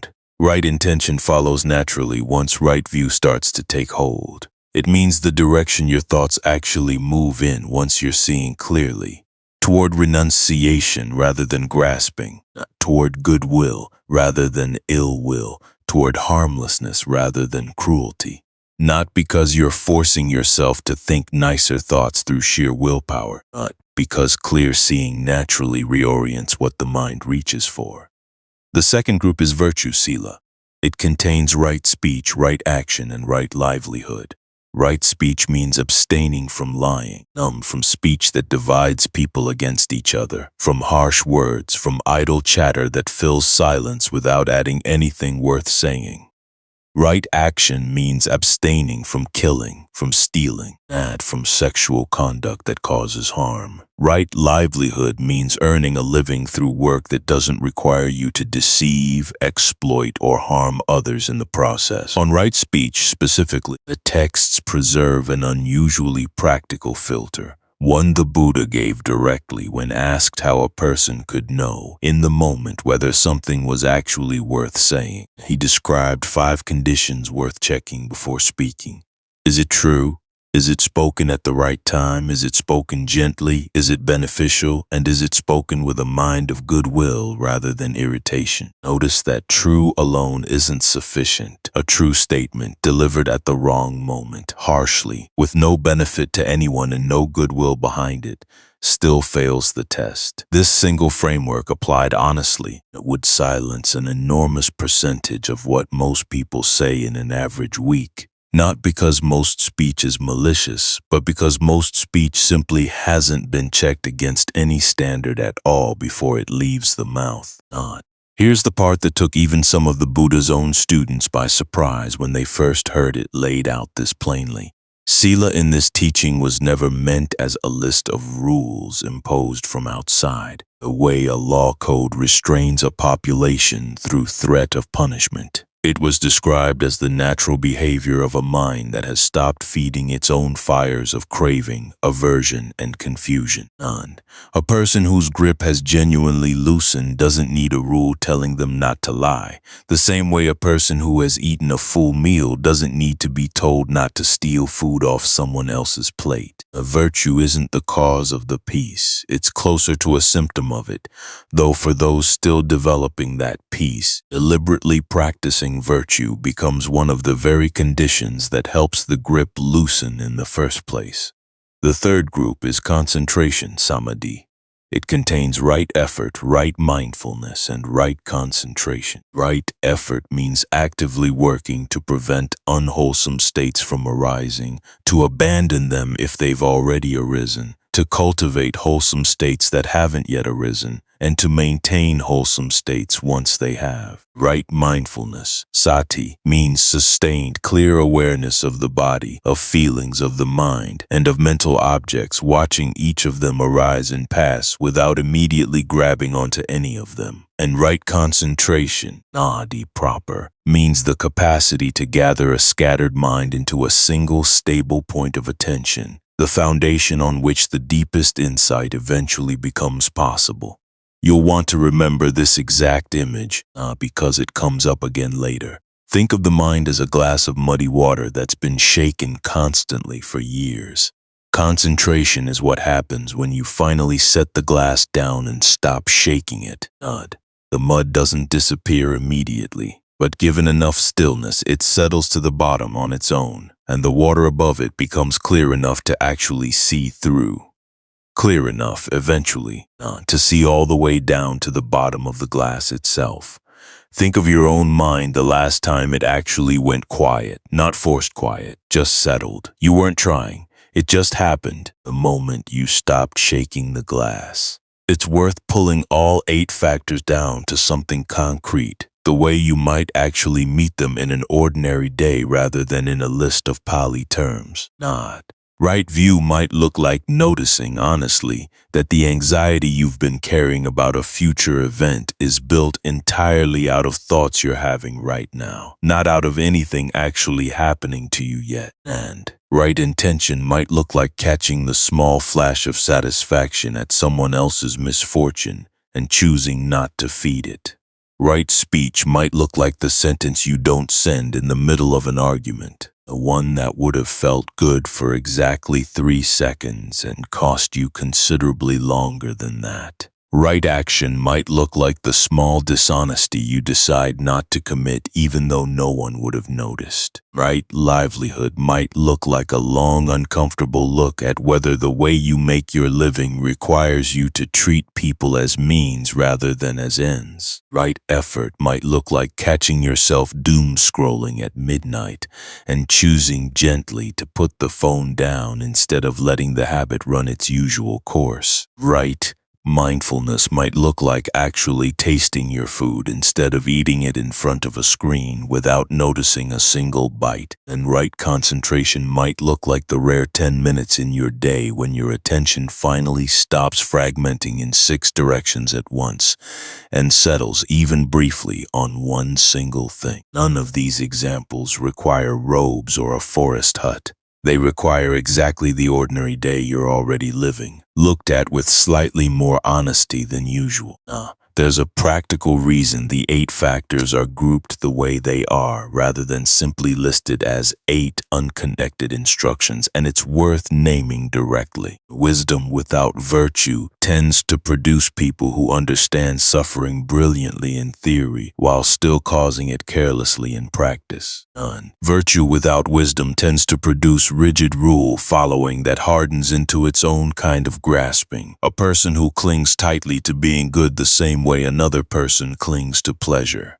And neither wisdom nor virtue on their own gives the mind enough stillness to actually see clearly into its own workings, which is exactly the gap concentration exists to close. 3 groups, each one covering a blind spot the other 2 leave open, which is precisely why Sariputta resisted again and again any attempt by his students to treat one factor as more important than the rest. No.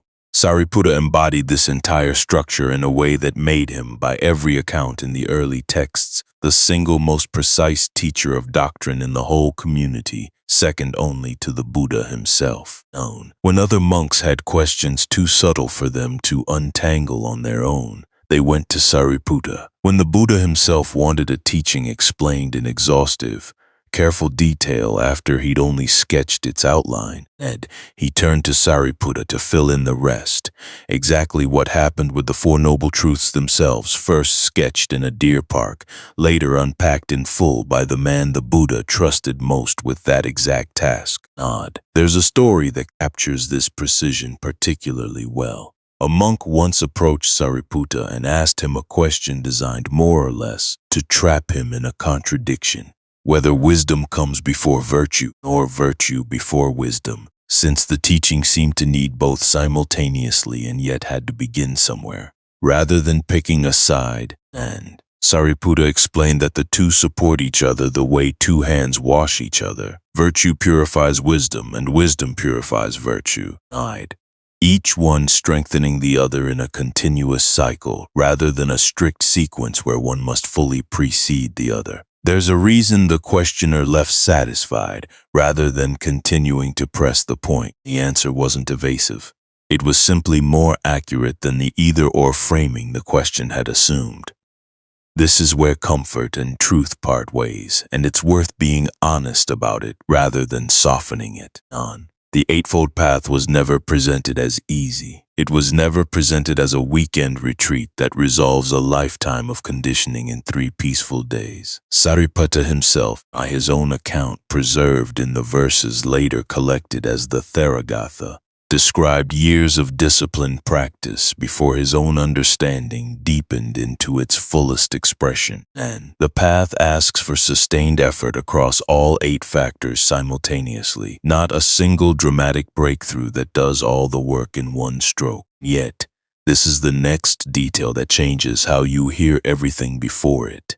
The path was also never presented as something only available to people with extraordinary circumstances, unlimited time, or rare natural talent. It is, in its own description, simply the ordinary mind, gradually and deliberately retrained, one factor strengthening the next, the way a person learning an instrument doesn't leap straight to mastery, but builds it one scale, one chord, one repeated motion at a time until the motion stops requiring conscious effort at all.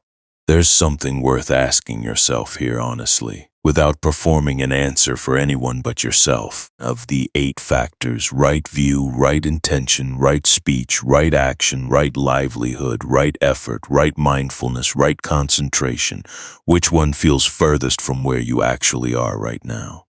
Most people, when they're honest with themselves, can name one immediately. That's not a failure. That's simply useful information about where your own practice, whatever shape it takes, might actually need to begin. If this structure is starting to feel less like ancient doctrine and more like an actual usable map for your own mind, that shift is exactly what this teaching was built to produce. And staying with it through the rest of this story will keep building that map in more and more practical detail. And if it's helping, the subscribe button helps more people who could use exactly this kind of clarity find their way to it too. Sariputta gave this entire path its clearest early voice. But there's a second figure standing right beside him in every account of this period. Someone whose role in carrying people the rest of the way down this 8-factored path deserves its own full telling. Because seeing the path clearly, however precisely, was never going to be enough on its own. Someone also had to walk beside the people developing it, strengthening them when their effort flagged, steadying their concentration when it scattered, carrying them past the threshold Sariputta's wisdom had opened and all the way to the end of the road. That is exactly where this story turns next. And by now you've walked through 8 factors that together describe an entire retrained way of living. But there's a question worth raising before we go any further, because it's the exact question many people listening to this right now are quietly asking themselves. Does any of this actually work for someone still young, still unformed, still in the middle of growing up? Or is this path really only built for people who've already lived enough of life to be tired of it? There's a boy whose story answers that question more directly than almost anyone else in the early texts. His name was Rahula, and he was the Buddha's own son. Born the very night his father made the decision to leave the palace for good, which meant Rahula grew up never having known his father present in the ordinary way a son expects. When the Buddha returned to his home kingdom years later, already teaching, already surrounded by a growing community of monks, his former wife brought their son to him and told the boy plainly, "This is your father, and ask him for your inheritance." Whatever Rahula expected that inheritance to look like, what he actually received was an invitation to ordain as a novice monk under Sariputta's direct guidance. Not gold, not land, not a kingdom, but a path that the texts describe as a higher inheritance than anything his father's former throne could have offered him. The boy's ordination, by traditional account, caused enough disruption back at the palace, the king grieving the loss of his only grandson to the monastic life on top of having already lost his son to it years earlier, that the Buddha afterward established a new rule for the entire community. No child could be ordained without the explicit consent of their parents first. Rahula's own situation, having happened before that rule existed, became the very reason the rule came into being, and which means the boy who once received nothing but an inheritance of empty hands ended up reshaping monastic practice for every child who might wish to follow a similar path after him. Carry this image forward because it isn't finished yet. A small boy, barely old enough by some accounts to fully grasp what ordination even meant, placed under the care of the very man the Buddha had called the mother who gives birth. Sariputta took this responsibility with a seriousness that the texts go out of their way to record in detail. Here's the question nobody tells you to ask, but should. How do you teach craving, clinging, the end of suffering to a child who hasn't yet lived through most of what creates that craving in the first place? Sariputta's answer, preserved in several discourses given specifically to Rahula, wasn't to simplify the teaching into something childish. It was to ground it in things immediately available to a young boy's own direct experience. His own breath, his own body, his own small daily choices between truthfulness and convenient lies. One teaching in particular shows exactly how this worked. The Buddha himself, not content to leave the whole task to Sariputta alone, once handed Rahula a small bowl of water and asked him to pour it out, then asked, "Is there anything left in this bowl now?" "Nothing," Rahula answered. The Buddha told him that a person's monkhood is exactly that, empty the moment they tell a deliberate lie, that nothing remains of their training once the basic ground of truthfulness has been poured out and abandoned. Rahula, by most accounts, never forgot that lesson, precisely because it had been given to him in a form a child could actually hold in his hands rather than simply hear as abstract instruction. And you probably remember a version of this from your own childhood. Some plain object a parent or teacher used to make an abstract lesson suddenly land in your hands. In another teaching given to him as he grew slightly older, the Buddha walked Rahula through a meditation built entirely out of ordinary physical elements a boy his age would already understand from daily life. "Look at earth," he told him, "the solid ground, the dirt beneath your feet, and notice that earth doesn't become upset when something unpleasant is thrown onto it, doesn't become proud when something fragrant is placed on it instead.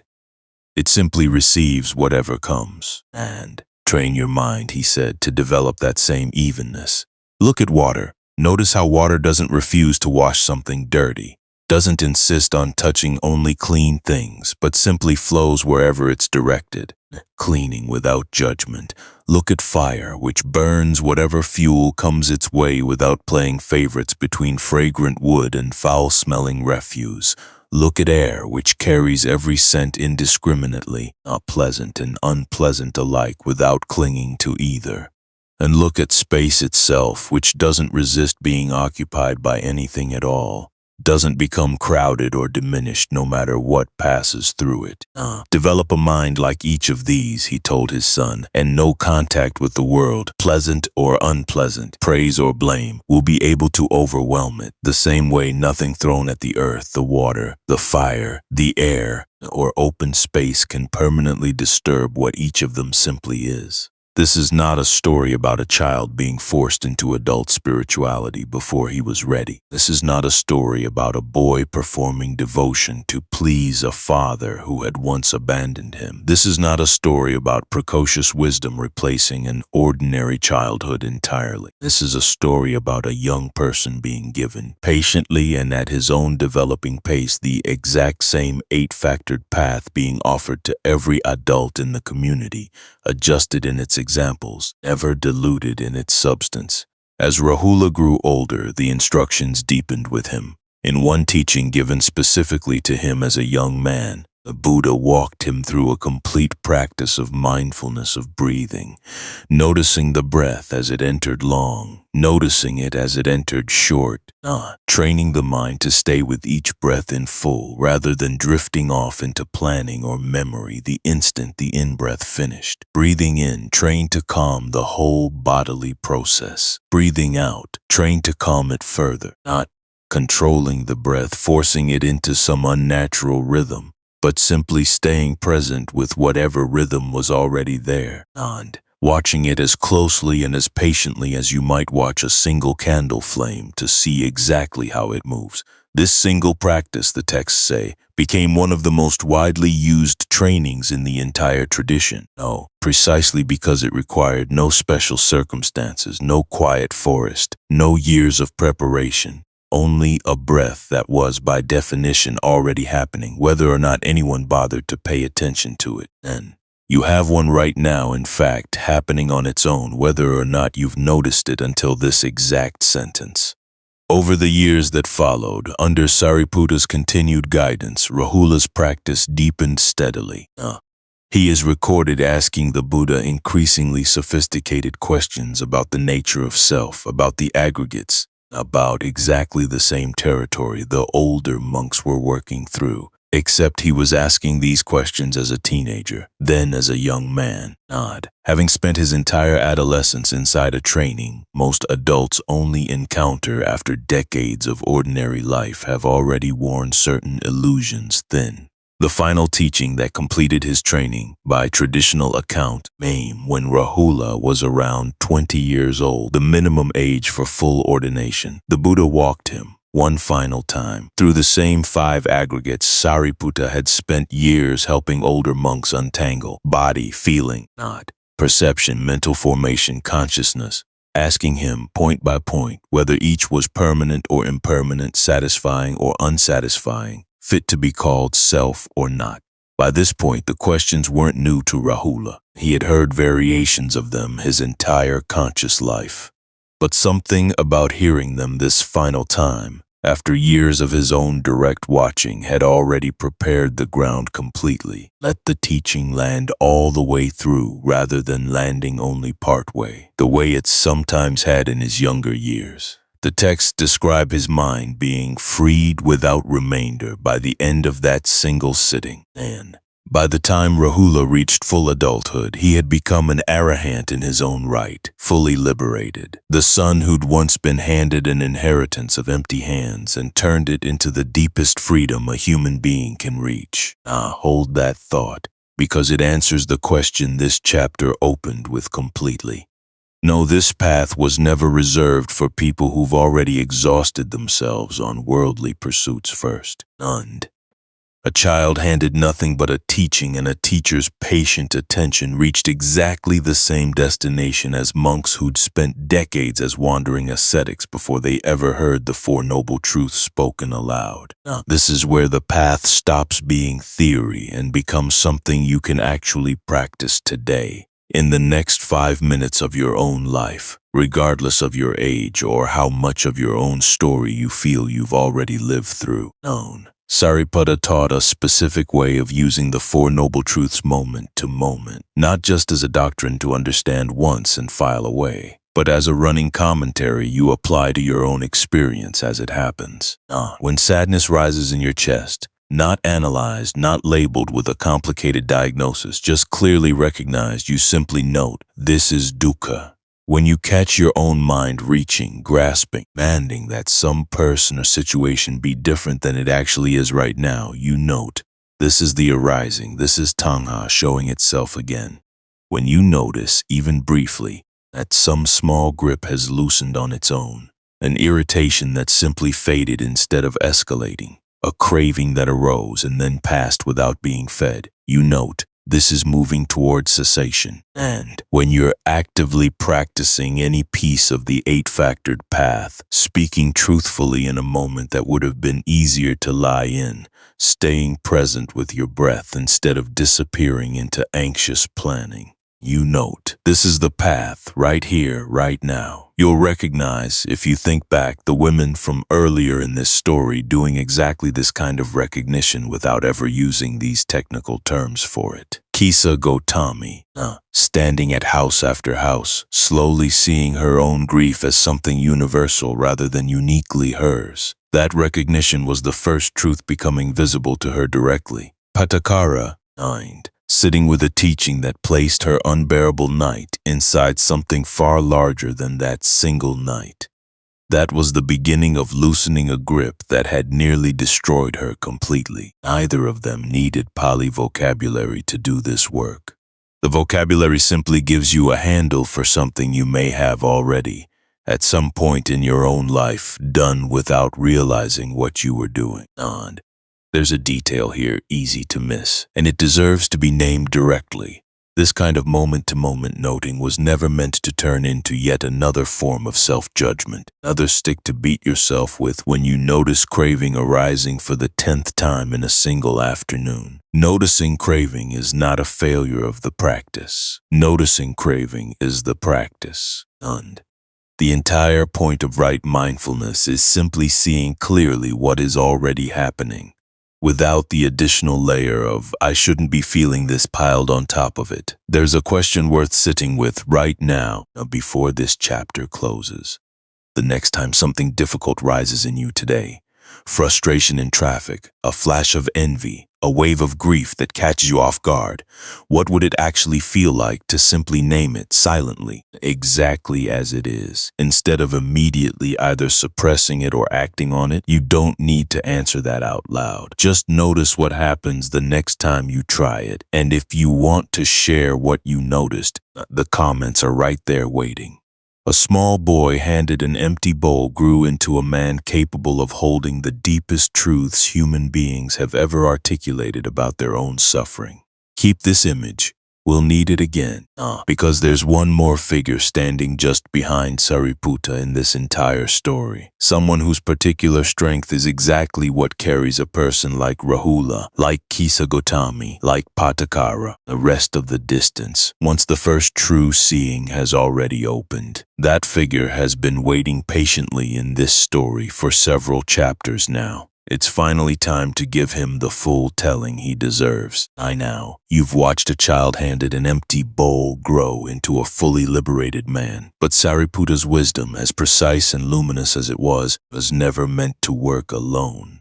Because seeing the path clearly and having the strength to walk every mile of it are two different gifts. And the early community knew exactly who carried the second one. His name was Moggallana. If Sariputta was famous for the clarity of his understanding, Moggallana was famous for something almost the opposite in flavor, raw, almost unsettling power. The kind that made other ascetics in northern India genuinely afraid to challenge him directly. The texts name him, again and again, foremost among all the Buddha's disciples in psychic ability. He could not, by every account preserved in the canon, travel to other realms of existence at will, communicate with beings most people couldn't see, and move through obstacles that would have stopped an ordinary traveler completely. One of his most frequently recorded uses of this ability had nothing to do with combat at all. The texts describe him regularly visiting the heaven realm of the 33 gods, sometimes simply to ask the deities there directly about the fruits of specific actions they had taken in their previous human lives,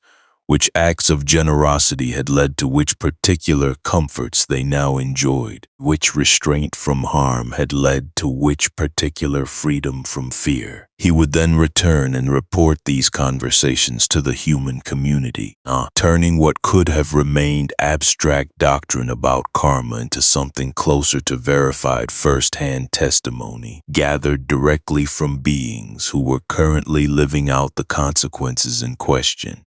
It's an unusual kind of fieldwork for an ancient religious tradition to preserve in such matter-of-fact detail, and it says something about the flavor of confidence this entire community carried. The relationship between action and consequence wasn't treated as a comforting story to take on faith. It was treated as something that could, at least for someone with Moggallana's particular gifts, actually be checked.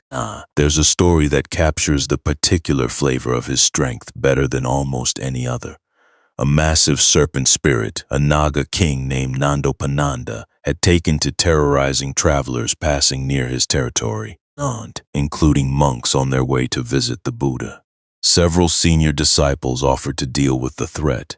The Buddha, by most accounts, waited and gave the task instead to Moggallana, who transformed himself into an even larger serpent and physically wrapped himself around the Naga king, coil for coil, in a contest of raw strength and will that shook the surrounding waters before Nandopananda finally yielded. It's a strange, almost mythic image to sit with. And it's worth sitting with precisely because of how different it feels from anything in Sariputta's recorded teaching style, where Sariputta opened minds through precision. Moggallana, again and again, simply overpowered whatever stood in the way. There's a second story, smaller but stranger, that belongs right beside it.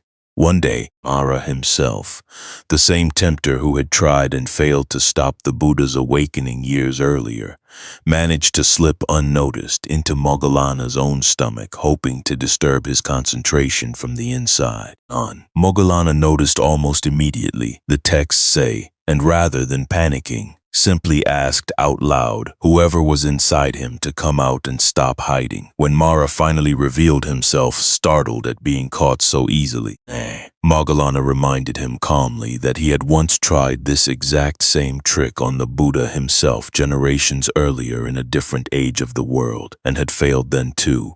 Mara left, the story says, more embarrassed than threatened. It's a small, almost comic moment tucked inside an otherwise serious tradition, and it's worth letting it stay exactly that, small and almost comic, because even in a teaching this serious about suffering and its end, there was clearly room left over for a monk powerful enough to wrestle serpent kings to also be amused rather than alarmed at finding a famous tempter lodged uncomfortably in his own gut. But here's what's easy to miss if you only remember him for power like that. The Buddha's own description of him had nothing to do with brute force at all. He called Moggallana the nurse who raises the child, the one whose role, and after Sariputa's wisdom had opened that first true seeing, was to carry a person the rest of the distance, all the way to the complete and final freedom of an arahant. Strength in this context didn't mean force applied to an enemy. It meant the sustained, patient, unglamorous work of staying with someone through every difficult stretch of practice that follows the initial insight. The parts that don't make for dramatic stories, the long stretches where progress feels slow and the old habits keep returning long after a person has already glimpsed clearly that freedom from them is possible. And there's something worth understanding here about the word arahant itself, because it's been carrying enormous weight throughout this entire teaching without yet being defined precisely. An arahant is someone who has completely and permanently extinguished the three fires Sariputta described earlier: craving, aversion, and delusion, with no remainder left to flare back up later under pressure. Not someone managing those fires skillfully. Not someone who has simply gotten very good at noticing craving without acting on it most of the time. Someone in whom the fuel itself has run out entirely. None. The texts describe this state using a phrase that gets repeated, almost like a refrain throughout the canon. Born is ended, the holy life has been lived, what had to be done has been done. There is no more renewal of being. Not a comforting metaphor, a direct, plain claim about a complete and irreversible transformation. Whatever your own relationship to that idea is, whether it sounds like liberation or like something too far away to matter to you, notice what your own mind just did with it. That noticing is the whole practice.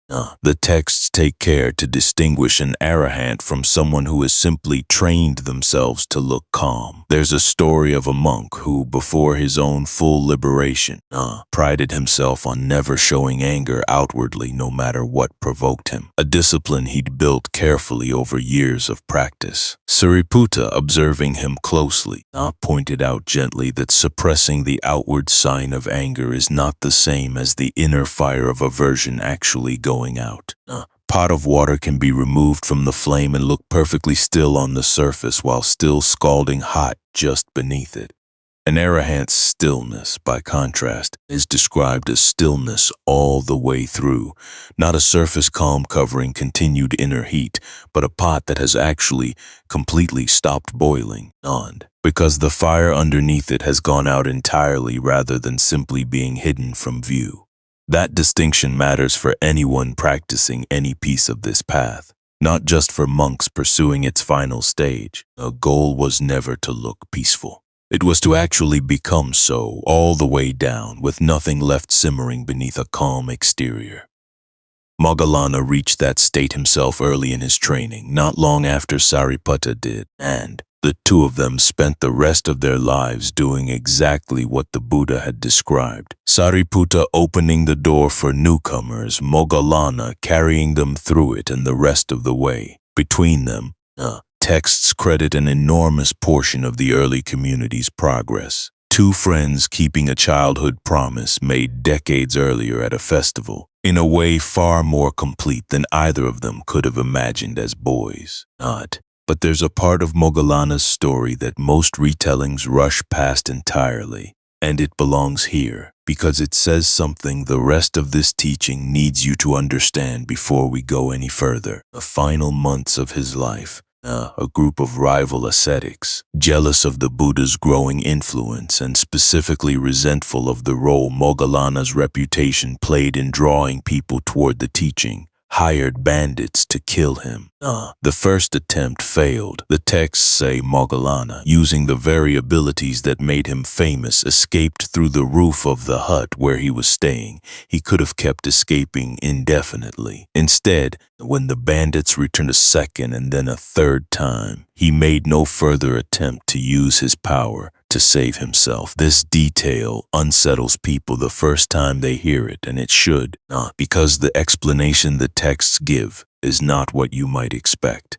According to tradition, Moggallana recognized that this violent death was the ripening of an extremely old action from a distant past life. By one account, an act of cruelty toward his own parents committed lifetimes earlier, the consequence of which had finally come due, and rather than evading a debt he understood, on some level beyond ordinary comprehension, to be genuinely his own, he let it be paid.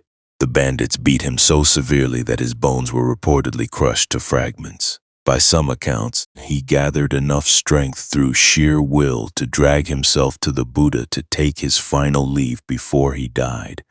What the two of them said to each other in that final meeting isn't recorded in full, no, but the tradition preserves the shape of it. Moggallana paying respect one last time to the man who had first welcomed him and Sariputta into the community decades earlier, the Buddha acknowledging, without drama, that his foremost disciple in psychic power was about to pass beyond any realm that power could reach. There was no attempt by either man to undo what was already in motion. Just two old friends in the truest sense of that word, closing a chapter that had opened on an ordinary morning when two restless boys made a promise to each other at a festival, neither of them yet aware how far that promise would eventually carry them, or how it would end.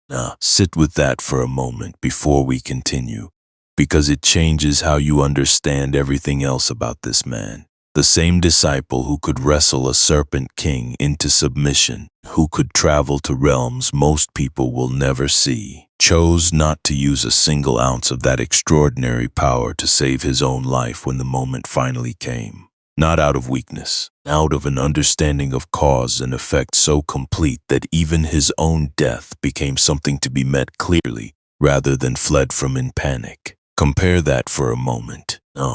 With the far more ordinary experience of fearing death the way most people fear it, not as a debt being paid, not as anything with shape or reason behind it, but simply as an ending that arrives without explanation and demands to be resisted with everything available. Most of us spend enormous energy keeping that fear at arm's length, rarely looking at it directly long enough to ask what specifically frightens us about it.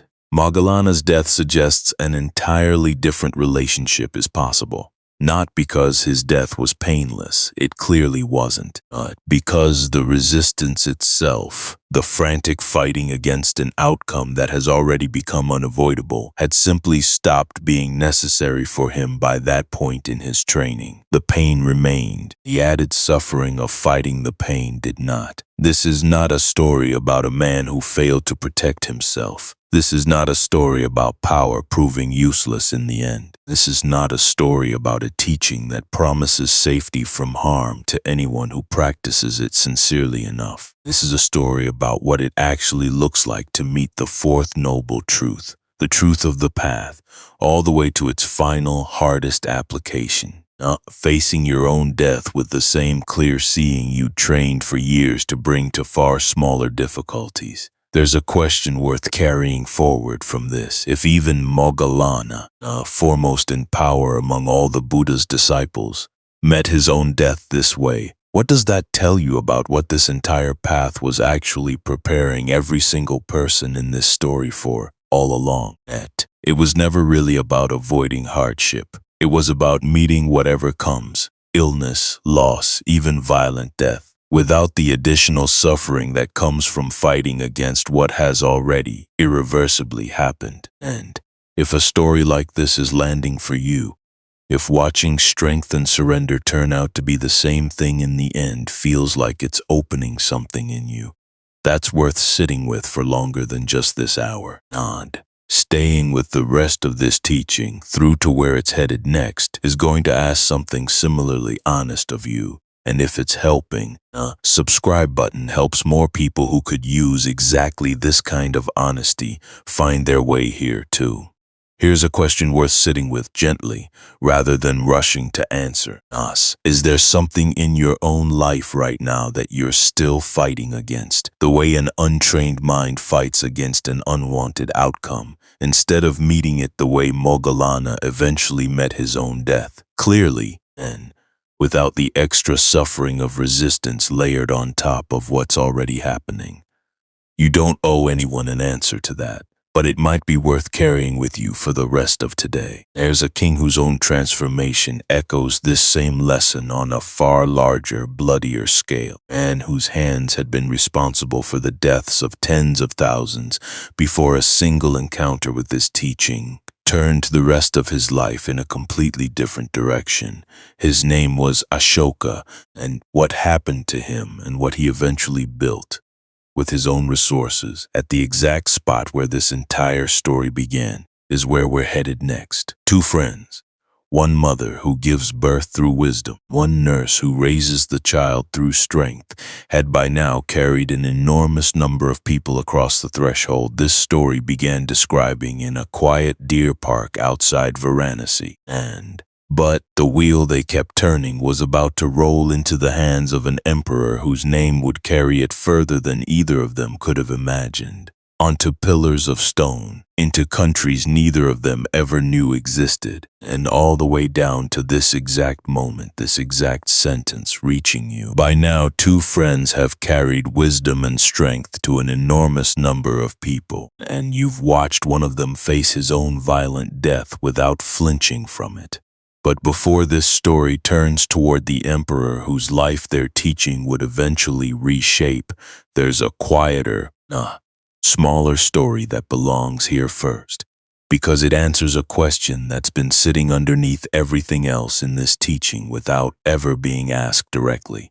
Does compassion like this have any reach beyond the living? You'll remember that Sariputta was praised for the precision of his wisdom, for his ability to walk a person to the exact threshold where the truth becomes undeniable to them. And what gets told far less often is a story about his own mother, a woman named Rupasari, by some accounts a sharp-tongued, deeply traditional Brahmin woman who had never fully approved of her brilliant son, abandoning the priestly path their family expected of him to follow a wandering ascetic instead.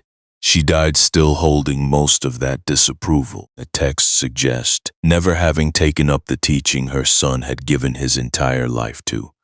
And according to the Petavathu, a collection of stories specifically devoted to beings reborn in the realm of hungry ghosts, the Petas, beings whose intense craving and stinginess in life leaves them, after death, in a state of permanent unsatisfied hunger. She was reborn into exactly that realm. Sometime after her death, Moggallana, during one of his journeys through other realms of existence, encountered her there.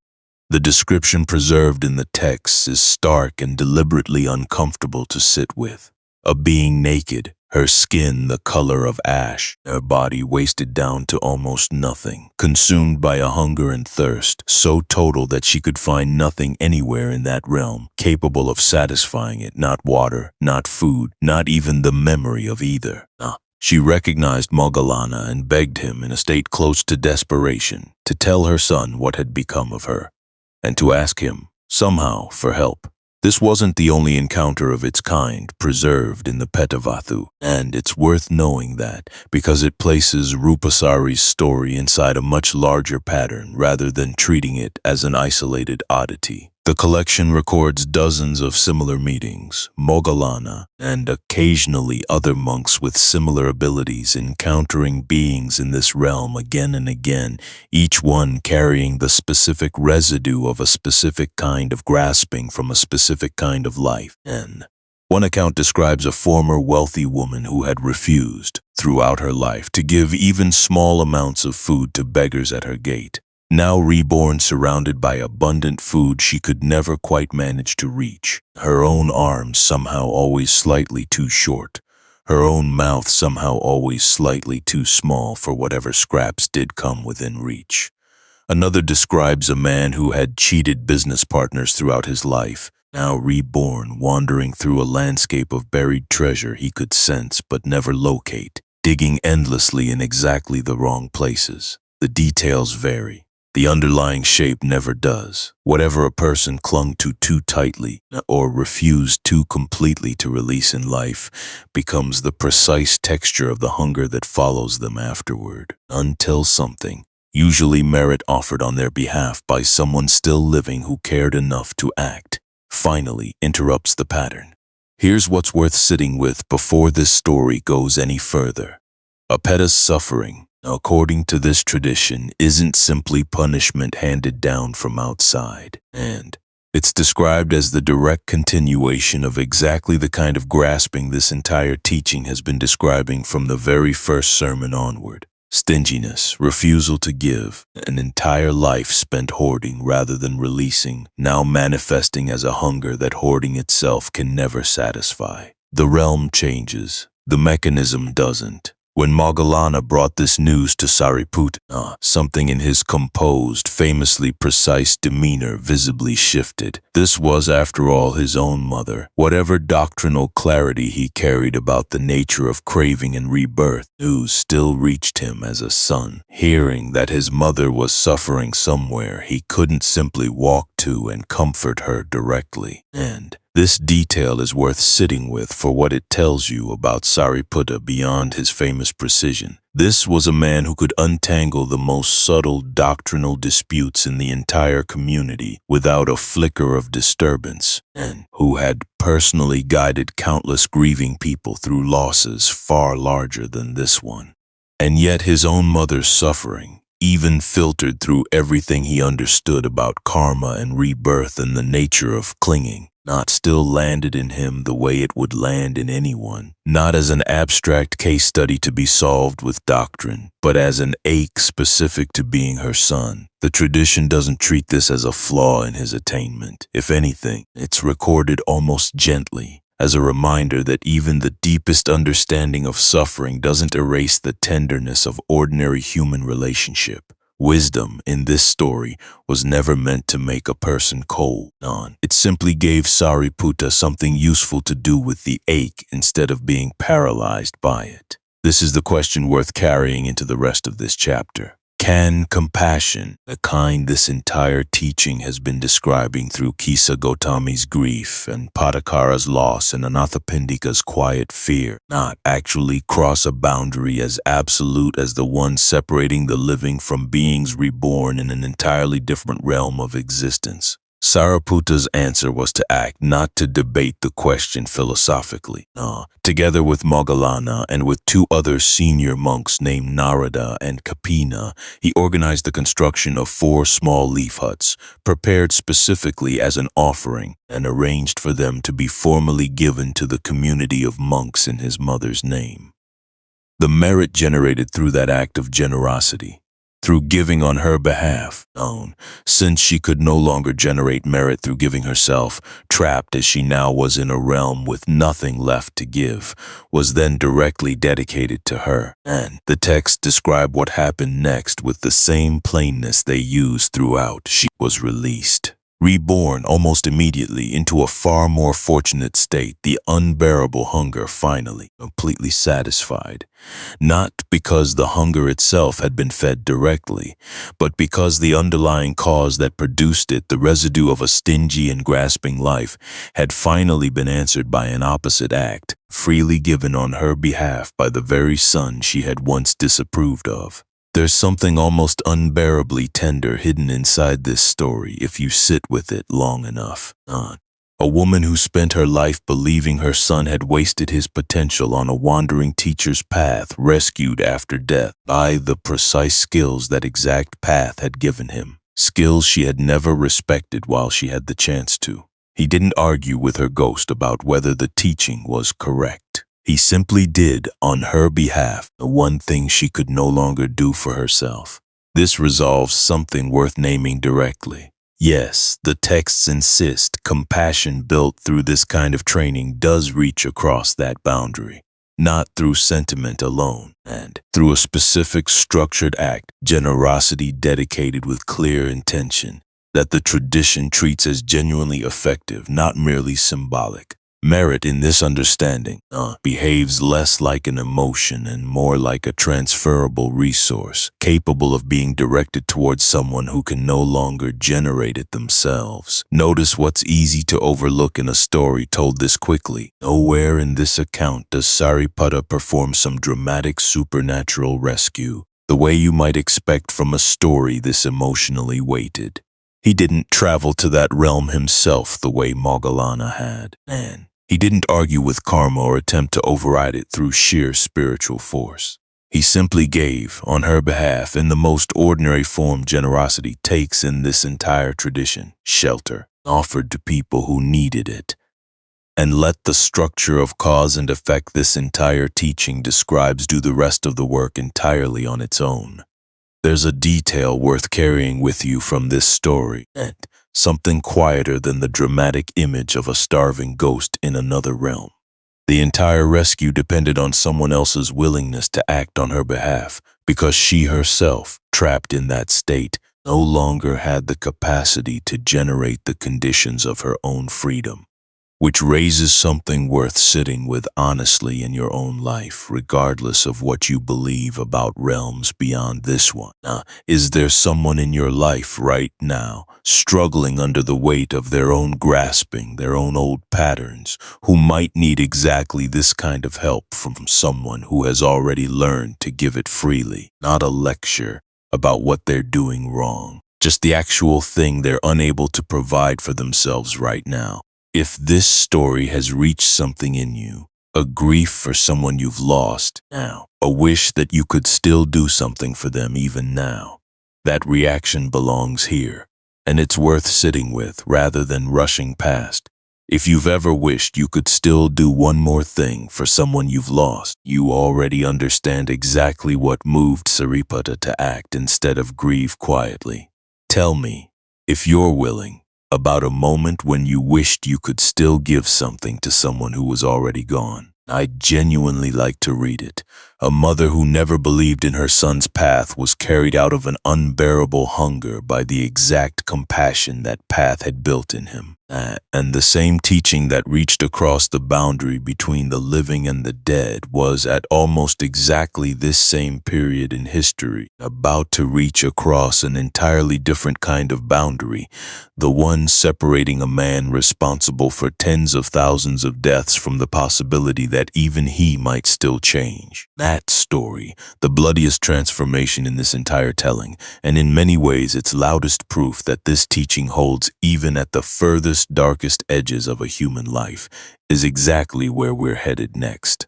By now, Mother, trapped in unbearable hunger, has been carried into peace by an act of giving she could no longer perform herself. But there's a darker, bloodier transformation still waiting in this story, and it belongs here, at the edge of everything else you've already heard, because it proves something the rest of this teaching has been quietly insisting on the whole time, that this path holds even at the furthest, ugliest edges of a human life. His name was Ashoka.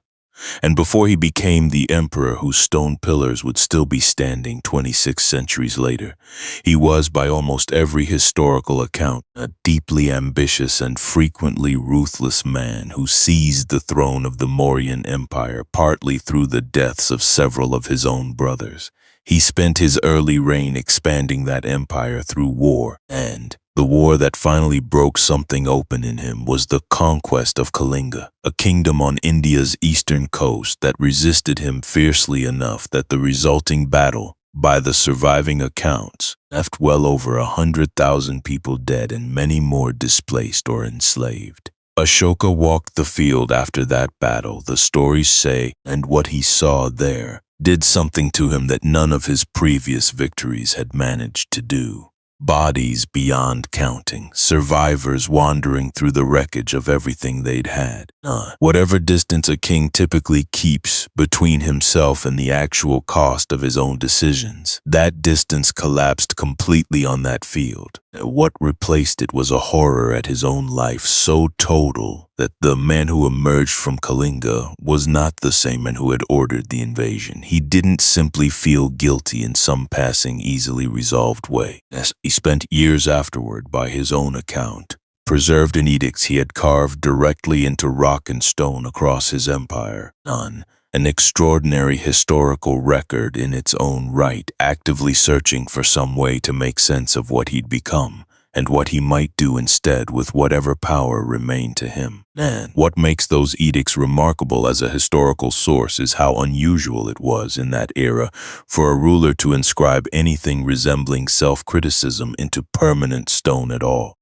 Most royal inscriptions across the ancient world exist to celebrate conquest, not to admit regret over it. Ashoka's the 13th Rock Edict does something almost without precedent. It names the Kalinga campaign directly, acknowledges the scale of death and suffering it caused, and states plainly that the king felt deep remorse over it, remorse strong enough that he committed, from that point forward, governing through Dhamma rather than through further conquest.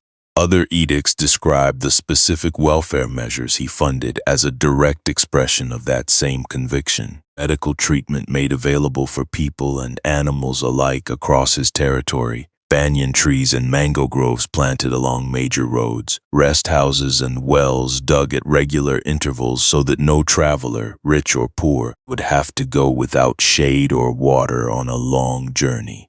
He had officers appointed specifically to oversee the welfare of his subjects, instructed to report back to him personally rather than simply administering from a distance. None of this was typical behavior for an ancient emperor. All of it traces back, by his own written word, to the same encounter with the same teaching first proclaimed in a deer park outside Varanasi. And this is where the same wheel of the Dhamma that had first turned in a quiet deer park outside Varanasi, centuries earlier, finally rolled into the hands of an emperor who needed it more desperately than almost anyone before him. Through contact with the by then well-established Buddhist community, through monks who had carried Sariputta's wisdom and Moggallana's strength forward across generations of disciplined practice, Ashoka encountered the Four Noble Truths directly, and something in their structure answered exactly the wreckage he was carrying. Here's what's easy to miss about his transformation if you only know the brief version of this story. He didn't simply feel remorse and move on with a vague sense of having learned a lesson. He rebuilt the entire remaining decades of his reign around it. He renounced further military conquest as state policy. He built hospitals, not only for people but reportedly for animals as well. He planted trees along roads for travelers' shade and dug wells at intervals across his territory. He sent missions to spread this teaching as far as Sri Lanka and, by some accounts, considerably further still.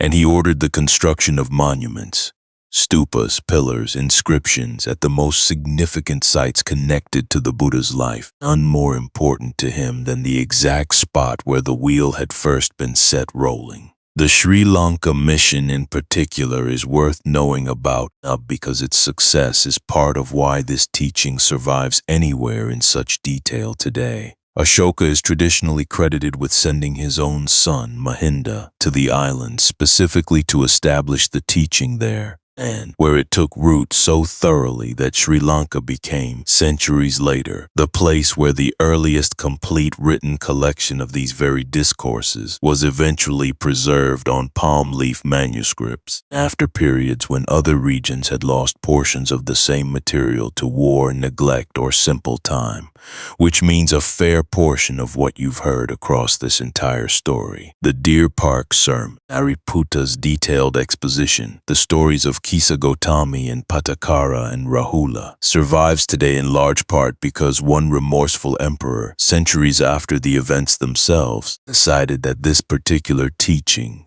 was worth exporting carefully enough that it would outlast empires, including eventually his own. That is the lion capital you already encountered at the very beginning of this story, standing 900 years before Xuan ever traveled across thousands of miles to put his hand on it. Ashoka had it raised at Isipatan, at the precise place where 5 doubtful men had finally agreed to listen to a teacher they'd nearly turned away. The exact ground where Kondanya's cry of understanding had once, according to the texts, echoed all the way up through realm after realm of celestial beings. The capital itself, the part that crowned the pillar, was carved as 4 lions standing back to back, facing the 4 cardinal directions. Their roar meant to represent the Dhamma reaching outward into every corner of the world without exception. Beneath them, on the abacus supporting the lions, craftsmen carved 4 smaller wheels alternating with 4 animals: an elephant, a bull, a horse, and another lion, each one carrying its own symbolic weight. In the artistic language of that era, no scholars still debate the precise meaning intended for each figure. What survives of the original today, found broken in pieces near the site in the 19th century and painstakingly reassembled, has become one of the most reproduced images on the planet, without most people who encounter it daily knowing anything about where it came from or why an ancient emperor chose to place it at that particular spot, rather than at 100 other locations across his vast territory. There's a weight to this image worth sitting with. An emperor responsible for one of the bloodiest conquests in ancient Indian history, may choosing to mark the rest of his life and the most lasting monuments of his empire, not at the site of his greatest military triumph, but at the site of a teaching about the end of craving and the cessation of suffering. The wheel carved into the top of that very pillar, the same Dhammacakka first set rolling by a barefoot man with cracked feet, would later be placed many centuries afterward at the center of an entire nation's flag, carried forward by people who would never fully know the long, strange chain of events connecting a Deer Park sermon to a king's remorse to a flag flying over a country that didn't yet exist when any of this began. This is the modern bridge worth sitting with most carefully of everything in this entire story, because it isn't really about Ashoka at all in the end. It's about you. And an emperor's stone pillar will outlast almost anything else in this telling. But the loosening it points back to has to happen in something far less permanent than stone. In a single nervous system, on a single ordinary day, available to whoever is willing to actually feel it rather than simply read past it. Think about the precise physical sensation, not the idea, the actual feeling in your body, the last time you let go of something you'd been gripping for far too long. A grudge you finally stopped rehearsing in your head. A fear about the future you finally stopped feeding with worst-case scenarios. A version of yourself, maybe an old failure or an old image of who you were supposed to become by now, that you finally stopped trying to force back into existence. There's a specific loosening that happens in the chest in that exact moment. A breath that goes slightly deeper than it has in weeks. A quiet that settles in where noise used to be constant. That sensation in your chest just now, reading this, sit with it for one more second before you keep going. That sensation, small, ordinary, and available to you on an entirely ordinary day, is built from precisely the same material as what happened inside an emperor standing on a battlefield full of bodies he'd created, and precisely the same material as what happened inside 5 doubtful ascetics sitting in a clearing full of deer centuries earlier, listening to a barefoot stranger tell them that suffering has a cause. That cause can be released. Nibbana was never described in any of the earliest texts as something reserved for emperors and saints alone. It was described as available the instant any grip, however small, genuinely loosens, and you have very likely already felt a fragment of exactly that, whether or not anyone ever told you what to call it. Carry that feeling with you for one more moment, and because this is exactly where this story needs to circle all the way back to where it began. You'll remember a man named Upaka, a wandering ascetic met on a dusty road outside Varanasi, the very first hour of this entire telling, who heard the Buddha's first claim of complete awakening, responded with a polite refusal to believe him, and walked off the road into the forest, never named again in most versions of this story. Here's the part that still unsettles people the first time they really sit with it. Upaka heard the truth first, before the 5 ascetics, before Sariputta and Moggallana, before Rahula, before Anathapindika, before Ashoka himself, centuries later standing on that ruined battlefield. A man stood 3 feet away from a teaching that would reshape more than half the population of the ancient world across multiple continents for 26 centuries and counting. And he simply declined it on the spot and kept walking. According to a brief later tradition preserved alongside the main account, Upaka's story didn't end entirely there. One version describes him eventually marrying, fathering a child, and falling into hardship years later, the early confidence of his wandering life long since worn away by ordinary struggle. In that version, he is said to have finally sought out the Buddha's community a second time, hoping for guidance he had once dismissed without a second thought, and is recorded eventually attaining one of the lower stages of awakening himself, decades after his first refusal, though never reaching the complete liberation that came so quickly to the men who had said yes the first time they heard it. If that later tradition is accurate, it suggests something worth sitting with carefully. Hesitation, even prolonged hesitation, doesn't necessarily close a door permanently. It can simply mean a longer, harder road back to the same threshold everyone else crossed sooner. And whether or not that later encounter is historically reliable, the detail that matters most for this story isn't really about what eventually happened to Upaka specifically. It's about what his moment on that road represents for every single person who has ever heard a true thing and chosen, for whatever reason, to keep walking past it anyway. This is not a story about a man who simply lacked intelligence to understand what he heard. This is not a story about bad luck, about being in the wrong place to receive a teaching that everyone else somehow received correctly. This is not a story suggesting some people are simply destined to miss the truth while others are destined to find it. This is a story about the single most universal moment in this entire telling. The moment between hearing something true and actually letting it change you, a gap that every person reflected in this story, and very possibly you yourself, has stood inside at some point on some road in some version of your own life. The Buddha himself heard nothing back from Upaka after that brief exchange and simply kept walking toward 5 men who would, days later, finally agree to listen. He didn't chase Upaka down the road to argue him into belief. He didn't treat the refusal as a wound to his own teaching's worth.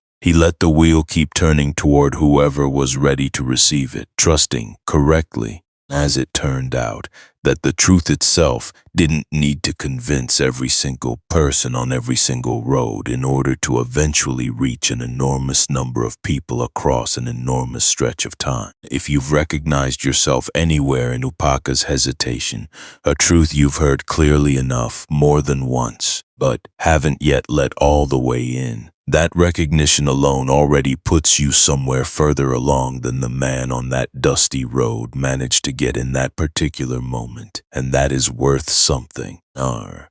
Even if it doesn't feel like much yet, the wheel is still turning.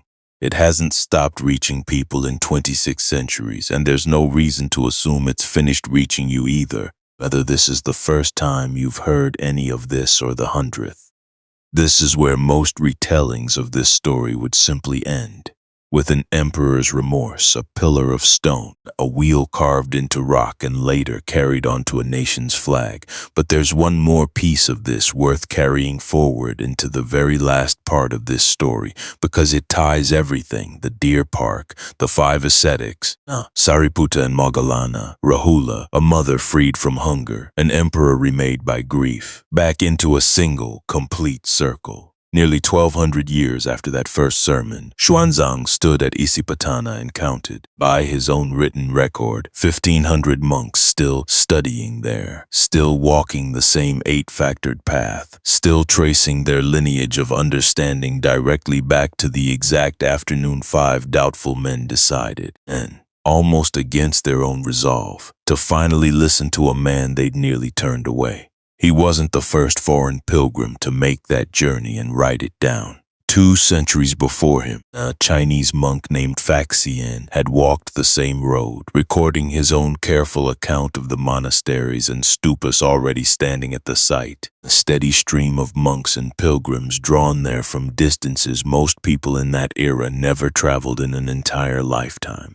2 travelers, separated by 200 years and thousands of miles of difference in the empires they came from, arriving independently at the same patch of forest to confirm the same plain fact.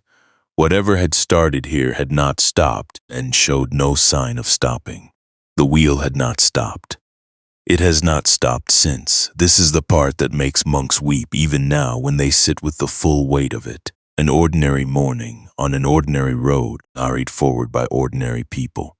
A charioteer's honest answers, a wealthy merchant's quiet deathbed fear, a starving ghost's plea finally answered, a king's 100,000 dead finally answered by something other than further war, turning, century after century, into something that has never once needed force to keep moving. Only people generation after generation, willing to sit down, listen, and look honestly enough at their own minds to see for themselves that what was said in that deer park was never a belief to be defended. It was, and still is, simply true. And if anything in this entire story has reached something real in you, a grief you're still carrying, a grip you're ready to finally examine honestly, not a hope that freedom like this might actually be available to someone like you and not only to ancient monks in old texts, that reaching is worth honoring with more than a passing thought, and it's worth trusting too, staying with the very last part of this story, where everything comes together into something you can actually carry forward starting today, is worth the next few minutes. And if any part of this has helped you see something more clearly, the subscribe button helps make sure more people standing on their own version of that dusty road find their way to exactly this kind of clarity too. Before we close, here's one more question worth sitting with honestly. If you knew the way Kondanya suddenly knew, the way Sariputta suddenly knew standing in a street listening to a single verse, that whatever arises in your life will also pass away, completely, certainly, without exception, what right now would you finally feel ready to stop gripping so tightly? You don't have to answer that for me. It might be the single most useful question this entire story has to offer you.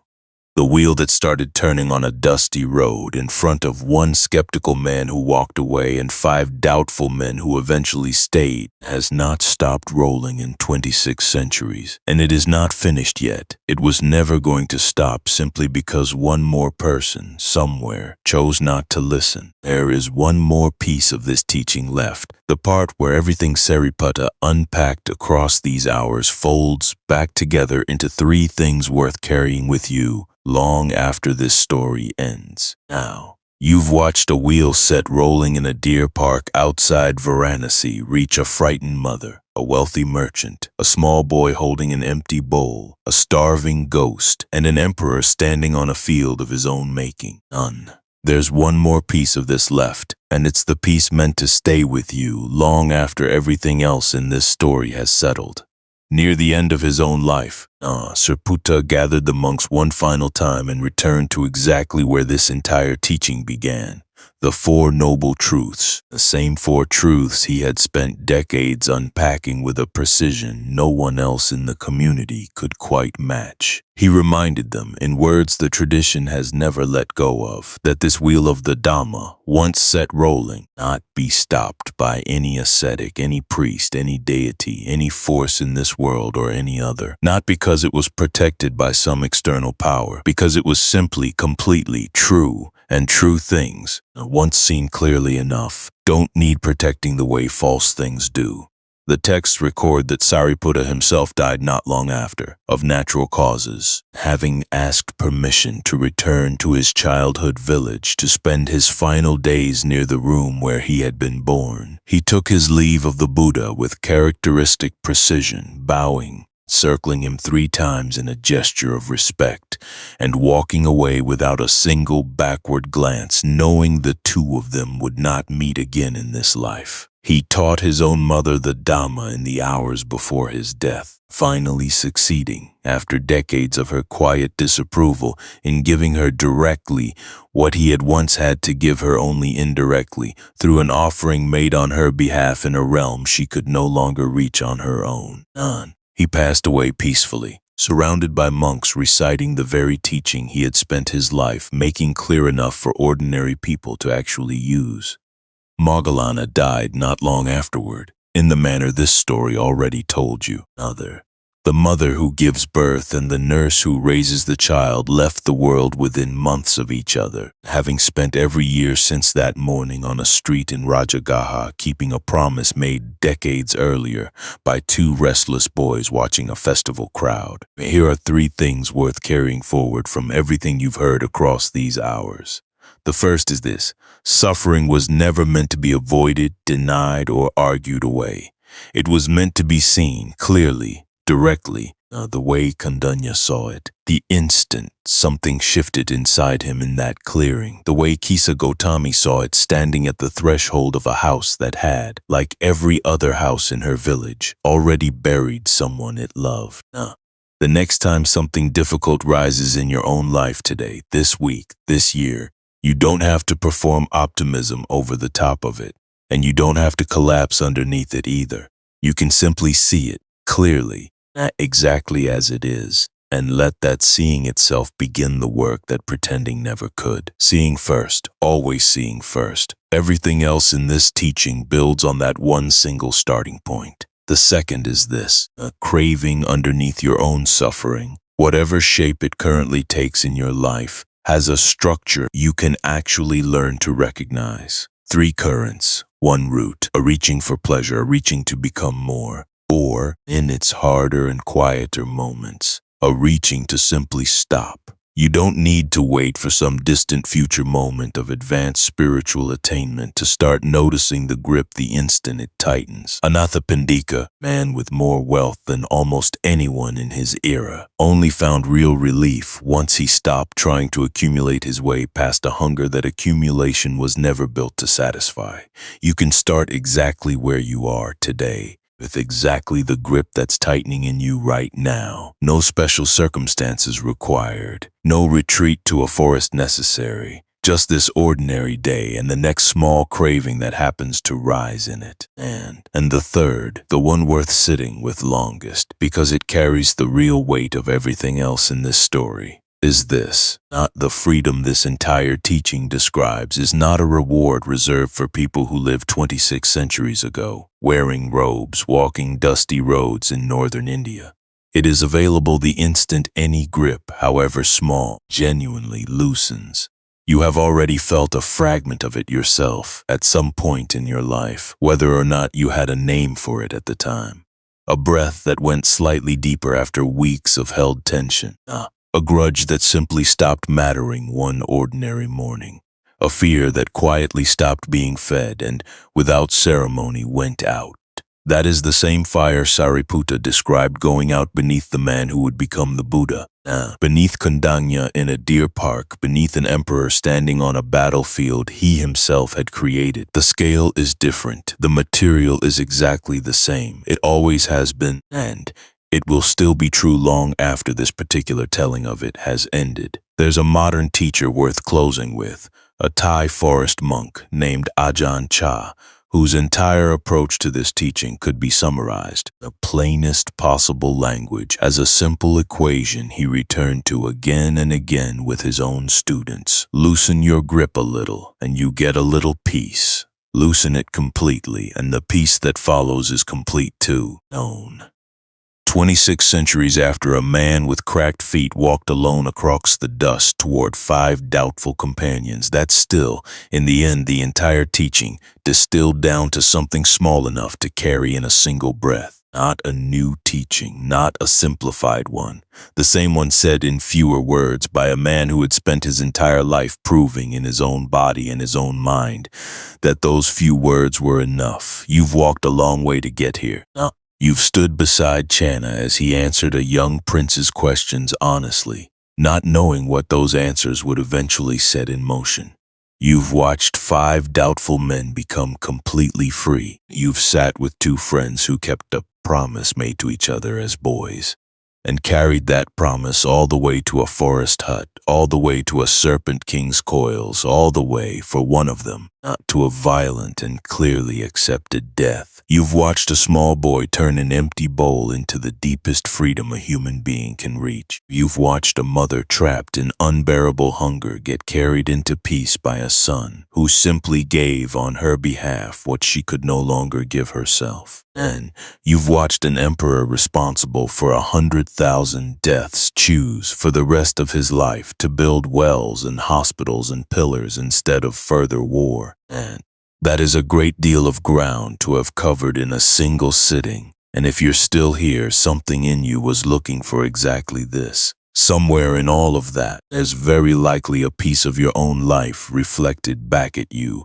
A grief you recognized in Patacara's unbearable night, a hunger you recognized in Anathapindika's quiet deathbed confession, a hesitation you recognized in Upaka's polite refusal to believe what was standing right in front of him on a dusty road.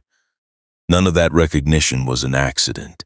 It's exactly what a story like this is for. And here's the last question this story has to offer you, and it's worth more than a passing thought. Of everything you've heard across these many hours together, which single moment landed hardest for you right now? No, today. And what is it in your own life right now today that you're finally ready to stop gripping so tightly because of it? I'd genuinely, truly love to know. Tell me below whatever it is, however small or however large it feels to you. If this story gave you something worth carrying forward, the most useful thing you can do with that isn't to simply remember it as an interesting piece of ancient history. It's to test it the way Sariputta always insisted this teaching be tested, against your own direct experience, starting today with whatever is actually in front of you. Notice it, name it gently, exactly as it is. And watch, way Kundanya watched, the way an entire community of monks watched for 26 centuries afterward. What happens to a grip the instant it's finally seen clearly instead of fought against or fed?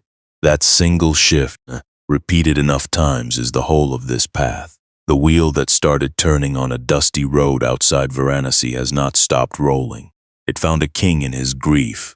It found a boy in his inheritance. It found a mother in her hunger. It has found you here in this exact moment, however you came to be listening to it. And it is not finished yet. If you ever find yourself standing in an actual deer park or any quiet stretch of forest anywhere in the world, it's worth remembering that somewhere very much like it, 26 centuries ago, 5 tired men nearly turned away the most important conversation in their own lives before something in them, almost against their own resolve, decided to stay and listen instead.